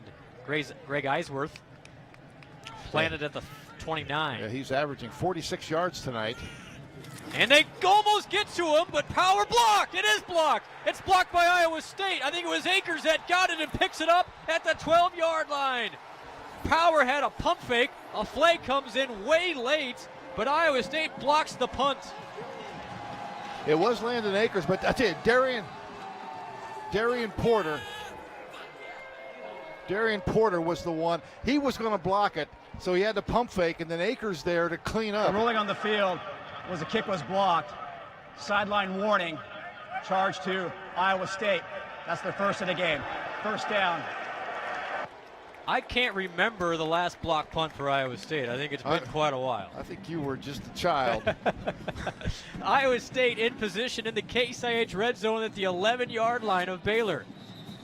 Yeah, Porter came flying in, almost had it originally. Then was Akers there as a secondary man. Had he kicked it like he normally would have, Porter would have had it. Right. So he right into the lap of Landon Akers. Good job staying with it by Landon Akers after kind of let the wash go through. But Landon stayed there, came up with a block. Boy, and Matt Campbell's talked about how Landon Akers has been one of his most consistent special teams players for years. 1st and 10 at the 11 of Baylor. Iowa State up 7. Purdy takes the snap, hands to Hall, tries the left side to the 10, puts his head down to the 8. A gain of 3 for Brees Hall. 12 minutes to play, fourth quarter. Iowa State trailed at one point in this half, 24-10. It's now 31-24 Iowa State, and the Cyclones threatening. 2nd and 7 for Iowa State at the 8. Well, this has been a dominant second half. Now, finish it off. Campbell talked all week long about having that killer instinct. Let's put him away right here. 2nd and 7. Tight formation on the right side. Purdy, hands off. Hall tries the left side. Gets to the 6. Carries 3 Baylor players with him. He's never down to the 5-yard line before it's blown dead. Doyle there for Baylor to make the stop, and an injured Bear again on the defensive end. Is Braden Utley the injured Baylor Bear, the backup defensive end for the Bears. Israel Anderson was in, redshirt freshman wide receiver on that last play. Cyclone fans, feel Extreme. With Extreme internet speeds up to 1 gig, experience streaming so real you can feel it. Get it now. Extreme, powered by Mediacom. This will be 3rd and 5 at the 6-yard line with the injured Bear being tended to. This is Brees getting to the outside territory or tight end territory. And Purdy's been enough of a running threat as well. Absolutely. We'll see what Iowa State draws up. Purdy in that 3rd quarter.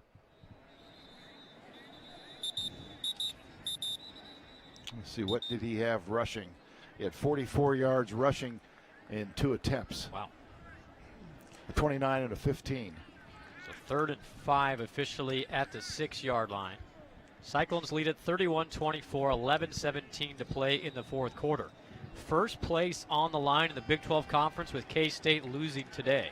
Cyclones can be all alone at the end of the night. 1 left, 1 right for Iowa State. It is Sainer in the backfield with Hall, and Kohler also on the near side to the left. Now he angles to the right side along with Sainer. 3rd and 5. Purdy takes the snap. Has time, throws left side, Hall, touchdown! Wide open! Brees Hall, his 3rd touchdown tonight. And Iowa State leads it 37-24. We had Hutchinson and Charlie Kohler on that left side. You think they're not going to get a lot of attention? And you slip Brees Hall out to that side. And just an easy pitch and catch for the score. And Iowa State now with a 2-score lead. Brees Hall, for all he has done this year, that's his first touchdown reception. And it puts Iowa State up 37-24, 10:46 remaining. What a second half for these Cyclones. A Sally to add the extra point. Out of the Blake Clark hold. Good snap, hold is down, kick is on its way, and it is good. Sally remains perfect on the day. And Iowa State with 28 unanswered. We take a timeout. 10:46 remaining. Iowa State 38, Baylor 24. You're listening to Cyclone football from Learfield IMG College.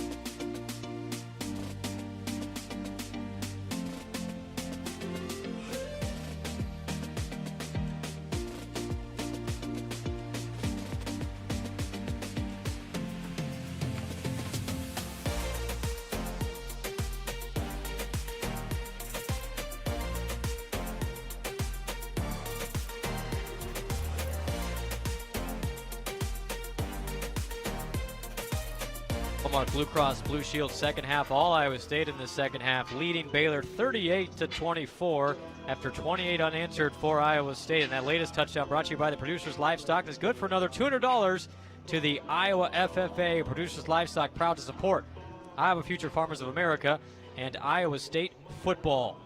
The Landon Akers block punt set it all up. First block punt for Iowa State since 2009 against Kansas by West Des Moines Valley's Zach Sandvik. Against Baylor. Against Baylor, I should say. Yeah. Zach Sandvik made the block punt back 11 years ago. And here is Nettles' kick with the wind. High end over end kick from right to left. It is returned at the 2-yard line. 10-15 to the 20 and nowhere to go. As Ebner brought to the ground right at the 20-yard line. Let's quickly go down to Ben Bruns for the Farm Credit Services of America sideline report. Ben, you coach Zach Sandvik at Valley. It's been 11 years, but what a block by Landon Akers. What a big-time block. And, Darian Porter is a guy that's just showing up out here tonight, and he sure showed up on that punt block. Those guys, there were 3 guys getting in the punter's face, flushed him to the right, and Landon Akers with a great follow-up to a terrific day last week. 38-24, Iowa State leads it. 10:39 to play fourth quarter. Left to right for Baylor with Brewer in the shotgun. Brewer, short drop, delayed draw, and pounded to the ground is Isaiah Lee. Maybe he lost a half a yard. Isaiah Lee swallowed up. I think it was Jones right after he got the ball. Make that Tay McWilliams the new running back. Yeah, really good job getting off the block of the center by Isaiah Lee. And I tell you, Isaiah Lee having one of his most productive games as a Cyclone. Empty backfield for Brewer on 2nd and 10 at the 20-yard line. Iowa State showing some pressure with 5 wide receivers. Brewer takes the snap. Iowa State drops 8. Brewer steps up, throws, has a man at Snead at the 35, has a first down. Rose brings him to the ground at the 37-yard line, but a pickup of 17 for Baylor. And R.J. Snead, 5th catch of the day. Yeah, just found that open spot in the middle of Iowa State zone as Iowa State just brought 3, showed like they were going to bring 5. A drop back. Baylor with tempo. Brewer steps up in the pocket, throws right side, dropped by McWilliams. He heard the footsteps of Mike Rose, who gave him a little greeting after he dropped it. And second down upcoming. Yeah, Mike was trying to stop that time after he saw the pass was incomplete. And pretty good blow. 2nd and 10 for Baylor. Did you know that right now Geico is offering an extra 15% credit on car, motorcycle, or RV policies? That's on top of what Geico could already save you. Visit geico.com to learn more. 2nd and 10 for Baylor at its own 38. 3 receivers right, 2 to left. Empty again for Brewer. Iowa State sending some pressure, and Baylor flinches. It was the right guard, Jake Burton. Yes. Mike Rose slipping up there. He never got into the neutral zone, so it should be a procedure call. Ball start, 73. Offense. Let's pause 10 seconds as we reach the top of the hour to let our Cyclone Network stations identify themselves. This is the Cyclone Network from Learfield IMG College.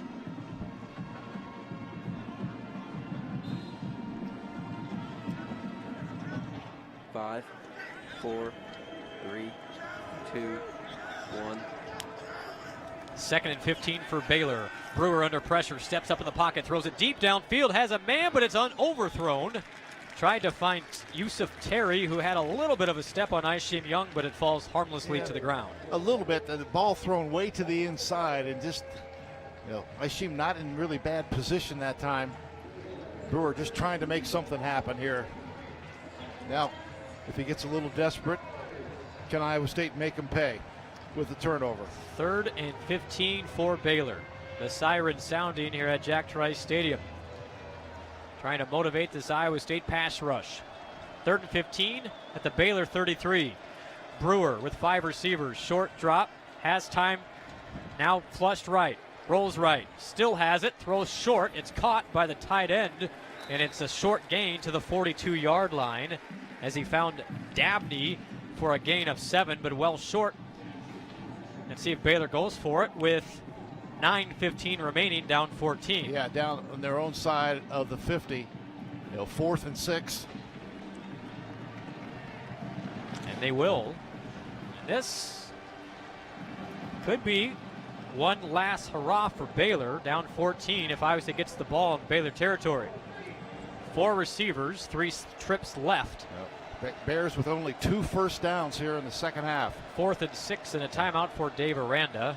So probably want to make sure you know what you have on this upcoming play. Or change your mind. I mean, Right. it certainly happens. Timeout. We'll take a Baylor. timeout as First well. 38-24. Timeout on the field. Iowa State, Please 8:49 reset the game remaining clock. in the 4th. You're listening to 8:52. Cyclone Football 8:52. from Learfield IMG College.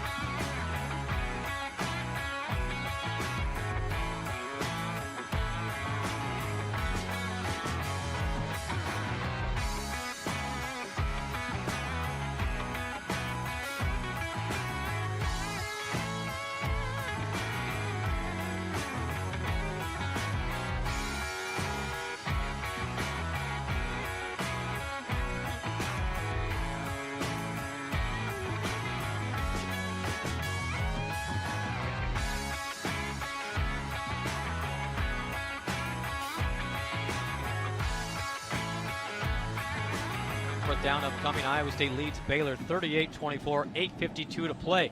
The breakthrough performance of the game is brought to you by Pioneer. Ben, who do you have tonight? Lee has had a great game. 4 tackles and a quarterback hurry. He's really filled up the middle in this last 3 quarters. And when it comes to breakthrough performance and higher yields in your cornfields, choose the brand that's revolutionized how corn is developed. Choose Pioneer. Learn more at cornrevolution.com. 4th and 6 for Baylor. Iowa State showing a 4-man rush. They got Iwazurike and Will McDonald on the same side. Cyclone showing pressure. 4th down and 6 for Baylor. 8:52 left. Brewer in the shotgun. 4 receivers. Play clock at 9. Brewer takes the snap. Here comes some pressure from McDonald. Gets it away to Ebner. He's got a lot of daylight. 40, 30, 25-20, 15-10, 5 touchdown. Baylor burns Iowa State. Iowa State 58 yards. Iowa State came with the big-time blitz, and Lawrence White slipped, and that enabled Ebner to catch it uncontested. That's a good recognition by Charlie Brewer, because Iowa State brought 6 or 7, and he found the guy who could beat it and got the ball to him on time. And after doing nothing all half, Baylor strikes Iowa State with a 58-yard touchdown, back to a potentially it is a 1-score game pending the extra point. The kick by Mayers is good, and it's 38-31 Iowa State. Yep, Still out of time, 8:43. And Charlie Brewer has a history, has pretty good track record in bringing teams from behind. So Iowa State's got to keep the foot on the gas offensively. We'll take a timeout. 38-31 Iowa State. A lot of time at 8:43. Back with more of the 4th quarter. You're listening to Cyclone Football from Learfield IMG College.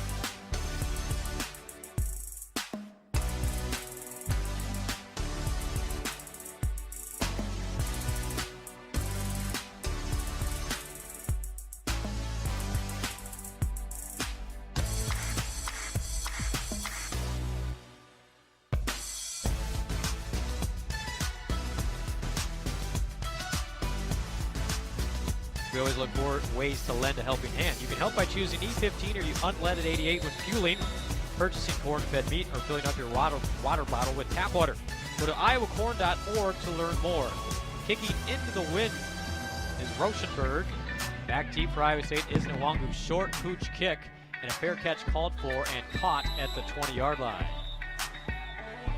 Jared Russ making that catch, back up tight end. So actually very effective kick. I mean, considering they've kicked one out of bounds, and Iowa State started at the 35, and Nwangu's had a big, 65-yarder. Right. So Iowa State on offense from right to left with Brock Purdy, who has been almost perfect in the second half after an awful first half.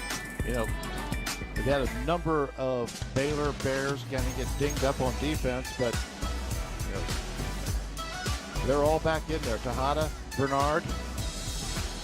1st and 10 for Iowa State at the 25. Purdy takes the snap, hands to Hall. Hall, patient run up the middle to the 31-yard line, picks his way for 6. Woods makes the stop for Baylor. The 26th carry of the night for Breece Hall.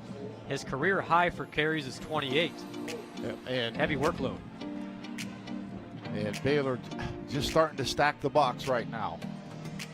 2nd and 4 for Iowa State at its own 31. Clock ticking, 8:15 to play. Iowa State with a touchdown lead. 2 tight ends for Iowa State. Shotgun snap, Purdy fakes the handoff, has time, rolls left, has Allen, who falls to the ground after getting the first down. Caught the ball, and Chase Allen, as he's accustomed to do, spills to the turf, but picks up 6 and a first down. Yeah, the ball, he didn't quite field it just as cleanly as he wanted to pass, but he did catch it and pick up the first down. Purdy could have run for the first down once again. That fake handoff to Breece Hall buys you a lot of time. And they're going to review it, I think. Timeout called. The ruling on the field was a catch for a first down. Previous play is under further review. Second catch of the day if it stands for Chase Allen. The other was a touchdown. Chase broke down the field and broke it to the outside. He had to break away from a hold. We can see the replay on this. I thought from up here, I thought he saw it, but we're a long way away. Yeah. You can see in Jack Trice Stadium monitor, he rolls over after he fell to the ground, but wasn't moving as he did so. I think it's a catch. He kept his hand under the ball for a whole time. He was bobbling it, but I don't think the ball ever hit the ground. Close. Could be one of those stands. Yeah. Hey, for the best agronomic advice for your farm, count on your local Pioneer team for year-round advice. Pioneer, an American seed brand since 1926. Oklahoma, Texas, Oklahoma State, TCU, all winners today around the Big 12. So this is a big one for Iowa State. Would be first in the Big 12 at the end of the night if this score holds. And let's go up to Dave Sproul for an update on another top 5, I shouldn't say another one, but a top 5 matchup in South Bend, Indiana. Yeah, right now, early fourth quarter, Clemson and Notre Dame are tied at 23. Notre Dame has the ball, and they're moving in Clemson territory. Playing without Trevor Lawrence is Clemson. Well, people talk about playoffs, you know, and one of the things they say is how big an asterisk is on a loss for Clemson if they lose without Trevor Lawrence. Fair enough. Flip side of that is how much of an asterisk is there on Notre Dame for a win? Yeah. You know, so a lot to sort out. Crazy year. No getting around that. Here's our referee, Scott Campbell. After review, the ruling on the field stands. Catch, first down. Scott Campbell's day job is as a firefighter, by the way. Okay. So he's an arbiter of good news. He knows what he's talking about. Well, I would say this. If I needed somebody to carry me out of the house, he's got the guns to do it, man. He has worked out. Probably don't want me on that wall. 1st and 10 at the 36-yard line for Iowa State after the catch by Allen. Kohler in motion right to left. Heavy tight end package. Purdy hands to Hall, looks for a hole, finds one to the 40. Maybe 4 for Breece Hall as he continues to put the hard hat on. Morgan makes the tackle for Baylor. The clock runs at 7:20. 2nd and 6 for Iowa State. Here's where you like that long drive, chew up clock, and end with points to make it a 2-score game. Iowa State in no rush. Play clock at 16. Game clock at 7 minutes. Purdy in the shotgun. Hall flanks to his right. Kohler in motion from right to left.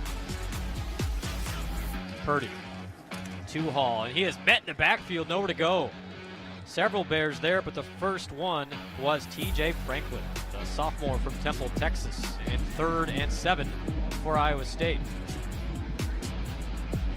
Yeah, I mean, I don't know whether Brock has the option to keep that one, but they are once again crashing so hard on Breece Hall, and why wouldn't you? 132 yards for the sophomore from Wichita. Now a big 3rd down. Each team, we're at 6:20 to play here in the 4th quarter. Each team with just 2 timeouts remaining. 3rd and 7 for Iowa State at its own 39. Purdy, shotgun snap, blitz coming, picked up.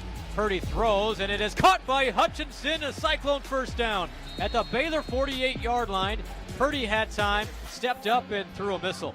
Well, a delayed blitz that time. It came from deep, never got close to Brock Purdy. Iowa State did a great job picking it up, and a strike to Xavier Hutchinson. Iowa State in no hurry. That was the 2nd catch of the night for Hutchinson. 2 big ones, 2 3rd down catches that resulted in first downs. And the clock ticks at 5:40. Iowa State in Baylor territory, 1st and 10 at the 47. Tight formation for the Cyclones. Hand off the Hall, and he's just nowhere to go. He has absolutely swallowed up a loss of 2. I think Baylor just selling out right now. They are selling out, and I think you got a chance for a really big play.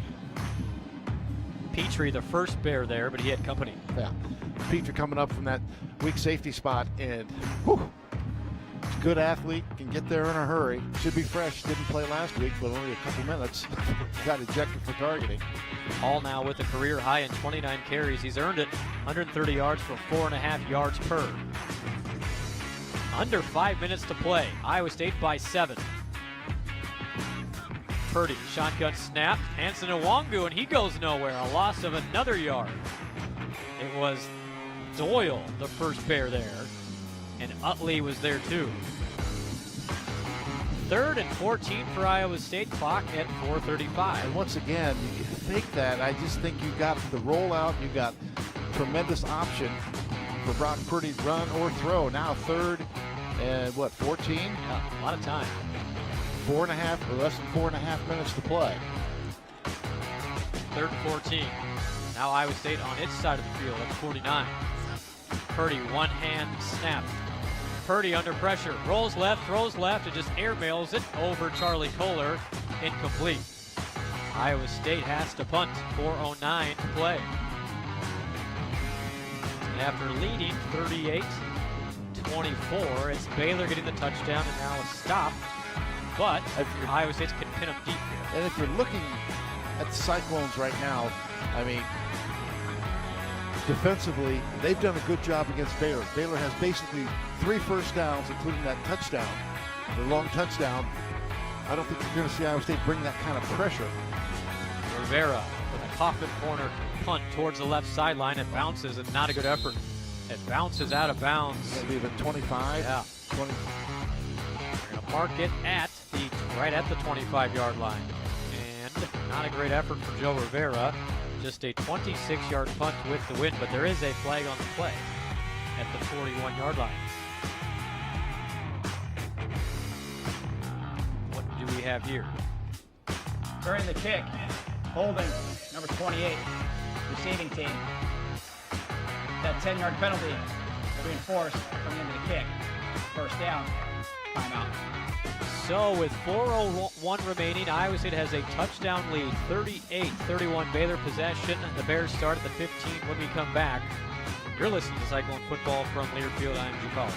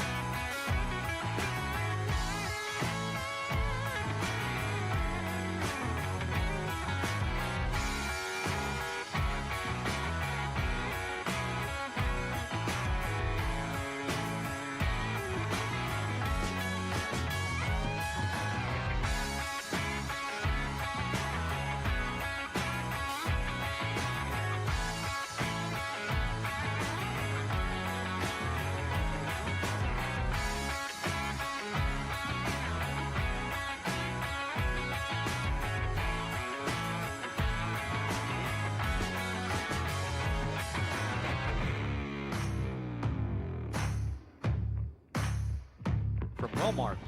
Blue Cross and Blue Shield. Visit wellmark.com. Benefit of blue. Our good buddy John Walters always likes to say that it's never easy, and it sure isn't. And hopefully John doing well at home. It's 38-31 Iowa State with 4 minutes left. Yeah. Baylor ball. Trying to make it easy on John. Haven't got enough on his mind now with this whole COVID thing. I thought we got him to a really good spot until one big play. Now, the two biggest plays offensively for Baylor this season, a 62-yard pass, in their Baylor's first possession of the game. And then how long was that last 58 for the touchdown? So that's a huge chunk of the Bears offense, 120 yards of their 295. The good news is Iowa State's defense has played well here, especially in the second half, except for that one play. Now, they've got to go the length of the field. They need a touchdown, 85 yards, 4:01. They have 2 timeouts remaining. Can Iowa State make the plays? I don't think you're going to see a lot of pressure early. Very similar to the situation Iowa State was in with Oklahoma. 1st and 10 for Baylor. At its own 15, Brewer takes the snap, 3-step drop, pressure coming. He gets it off to Ebner, has a first down and a lot more, but a good, sure tackle by Ishim Young to prevent a huge play, but a gain of 11 and a first down. Yes, this slipped Ebner out, and I tell you what, Ishim, good tackler, the redshirt freshman from Philadelphia. 1st and 10 for the Bears at the Baylor 26. Ebner in motion now, exits the backfield, 5 receivers. 3:38 to play. Iowa State by 7. Brewer throws right side, and it's met immediately, but a catch made by Holmes. But Johnson only allowed about 4 yards to the 30. And we're down 3:20 to play. Baylor not speeding up a ton. At Iowa State, I think, John, or Brent, to be honest, a stop, and you're going to win the game. 2nd and 6 from the 30. 4 receivers, 2 left, 2 right. Ebner in the backfield with Brewer. Brewer takes the snap. Pressure from Wazarike. He escapes left, being flushed left. Throws, and it is caught by Terry, and a first down to the 38 of Baylor. They pick up 9 as Brewer escapes. A bull rush by Eni Wazarike. First down for Baylor at the Baylor 38. Flushed Charlie Brewer out of the pocket. Clock continues to tick, 2:45. Baylor does have 2 timeouts, but starting to become a factor. Brewer, 1st and 10, 5 receivers. Brewer, 3-step drop, has time, looks left, still looking left, and throws it away.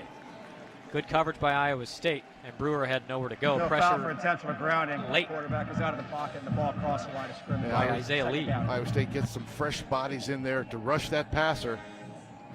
As Eni Wazarike and Isaiah Lee come out. But a good job by Isaiah Lee. We talked about him really having a solid game tonight. We have not called Will McDonald's name really at all tonight. He's in there on a 2nd and 10. They have been doubling him off, coming off, especially when he comes off the defensive left side. 2nd and 10 at the Baylor 38. 2:27 remaining. Iowa State by 7.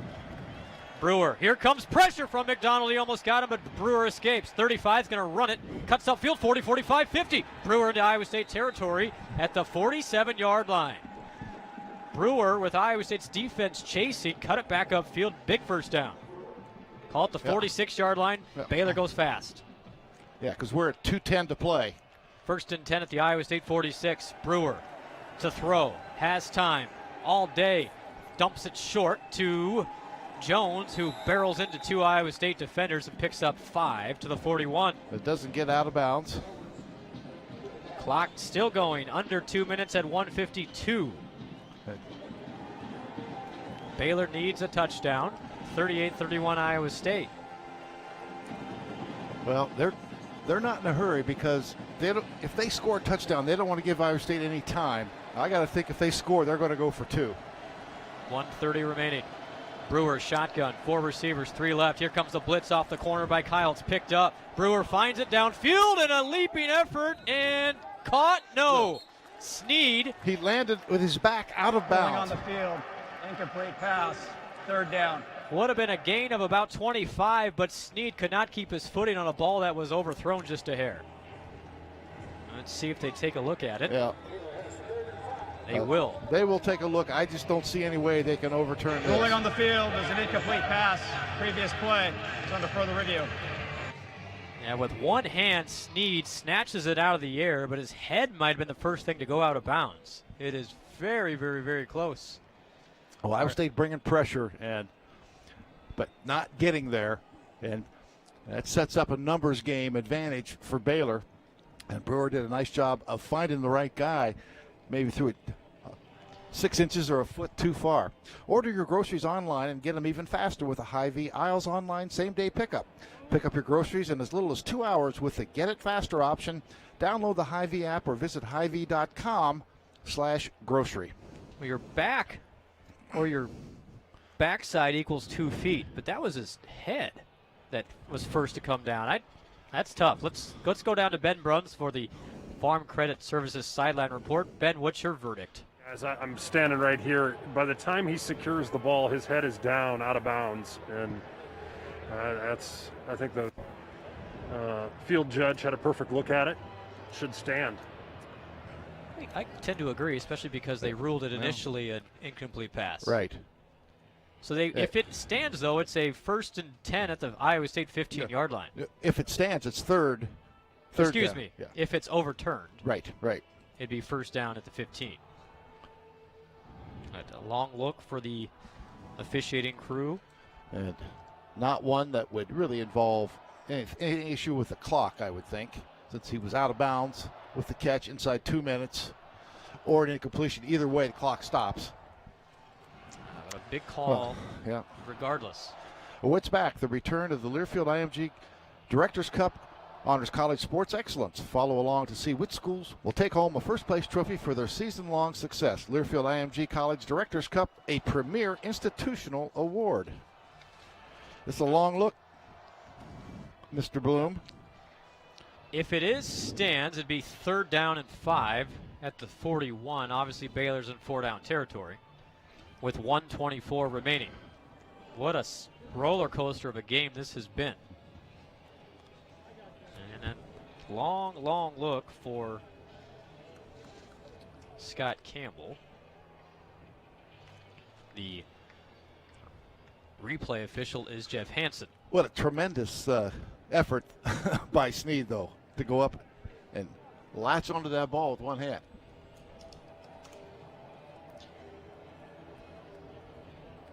Well, of the 15,000 that were here tonight, very few have left. They've seen a wild one. And this is a very long review, which I'm not a fan of. Well, did they have to? Is there a recount possibility? Or appeal? I don't know. I would like to stop the count. And the natives getting restless here at Jack Trice Stadium. I'm with you. I don't like how long this took. After review, the receiver caught the ball at the 17-yard line. It's going to be 1st and 10. I got to wonder about that. I don't know. I cannot see that that's a catch. I mean, they're. Wow. However, they ruled it a catch now. Defense has got to step up, make some plays. I mean, that's just the nature of the beast. 1:24 to go.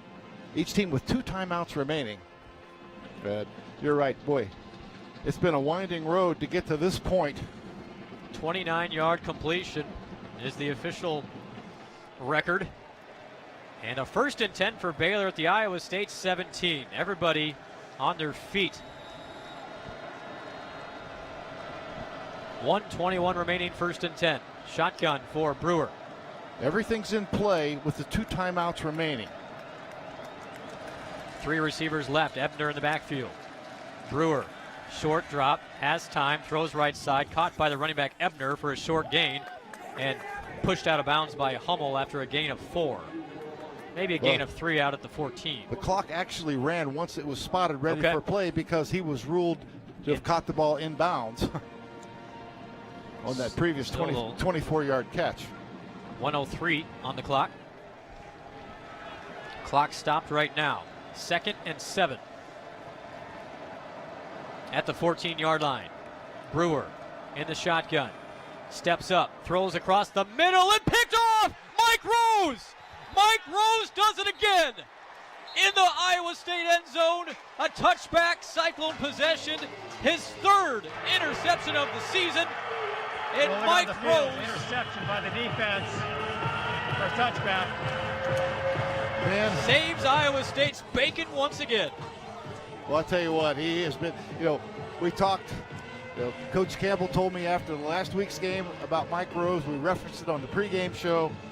That there was a defensive player in the country playing better than Mike Rose. He'd like to see it. Well, Mike Rose on the night, 2 quarterback hurries, 1.5 tackle for loss, 11 tackles, and 1 interception. Wow. And Iowa State now, well, with 2 timeouts, they could force Iowa State to punt the football. You can't just take a knee. You can. And an injured Baylor Bear as the defense came on the field. Know what that's all about? Yeah. Well, I don't know why he'd be faking an injury. Well, I'm sure he's not. Yeah. I just hope not. So I hope he's okay. Yeah, absolutely. Iowa State possession, 57 seconds remaining, leading 38-31. The 3rd interception of the season for Mike Rose is a team lead. And man, none bigger than that one. And Utley, the Baylor defender, up on his feet, being walked with some help to the sideline. And doing the math here, Eric, Iowa State can essentially kneel on this, correct? Okay, 2 timeouts remaining. You're going to have to punt. Right.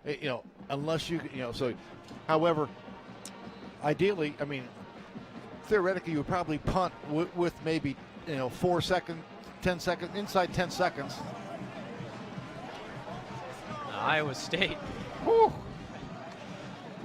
So turnovers now 4 for Iowa State, and counting the block punt as a turnover, 3 on Baylor. Iowa State in the shotgun tight formation on the right side. Shotgun snap to Purdy, but motion up front for Iowa State. That's going to back them up with 57 seconds remaining. I don't think anybody wants to leave yet because they're not sure. Are you? No. Absolutely not. Ball start, number 55. Offense, 5-yard penalty. Still first down. Daryl Simmons, the redshirt freshman guard. He's really doing a nice job this year, stepping in after the injury to Trevor Downing. 1st and 15 for Iowa State. In 2 Baylor timeouts. Iowa State, shotgun formation, but a bunch tight to the left. Handoff to Brees Hall. He tries the right side, tries to get outside, and does, to the 15-yard line. Stays in bounds. Good job by Brees Hall. He was right near that sideline, but stays in bounds. Forces a Baylor timeout. Timeout. Baylor, 2nd of the half. He was close, 30 seconds. and I think he might have been able to get 2 or 3 more yards had he kept going. But the 2 or 3 yards is nowhere near as important as forcing Baylor to take those timeouts. Yeah, ends up no gain on the play for Hall.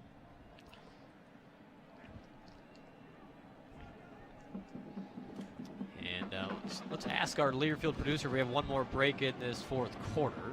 Let us know. As it stands, 38-31, 49 seconds. Let's take a quick timeout. You're listening to Cyclone Football from Learfield IMG College.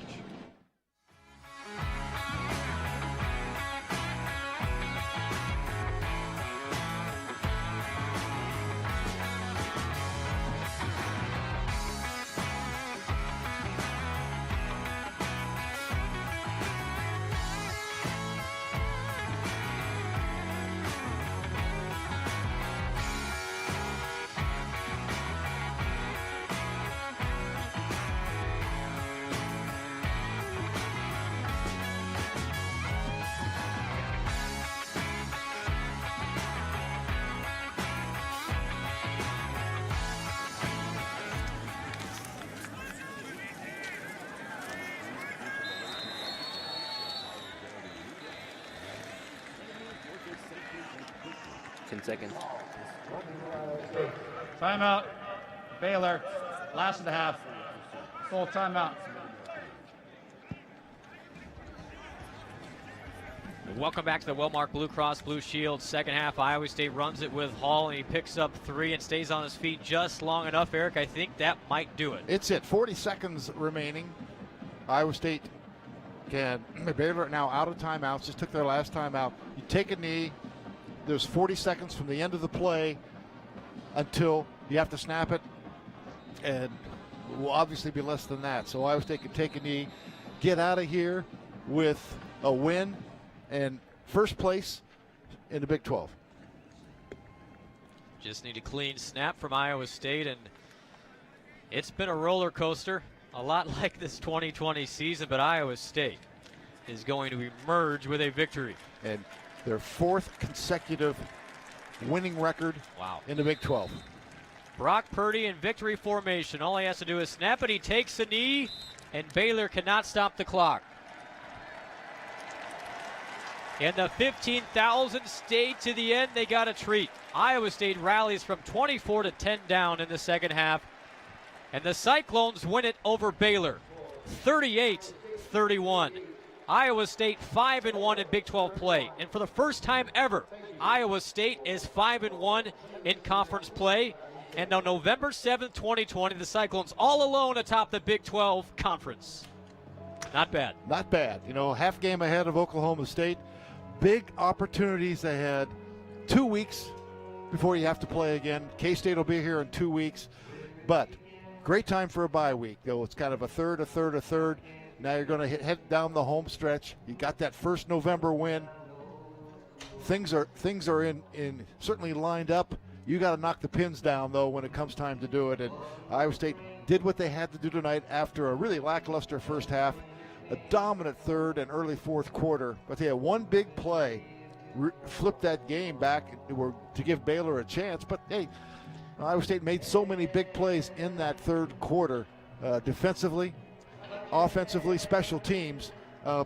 Terrific job. 2 big special teams. Right. 3 big special teams plays tonight. Greg Eisworth fumbles, a punt, sets up, the defense held him to a field goal. Big time return from Kane Nwangu and a block punt. So 3 big special teams plays. At least tonight Iowa State got 2 of them. And they needed every single one. Neil Diamond, Sweet Caroline plays on here at Jack Trice Stadium. Iowa State wins it 38-31, improves to 5-1. And we'll be back with more. You're listening to Cyclone football from Learfield IMG College.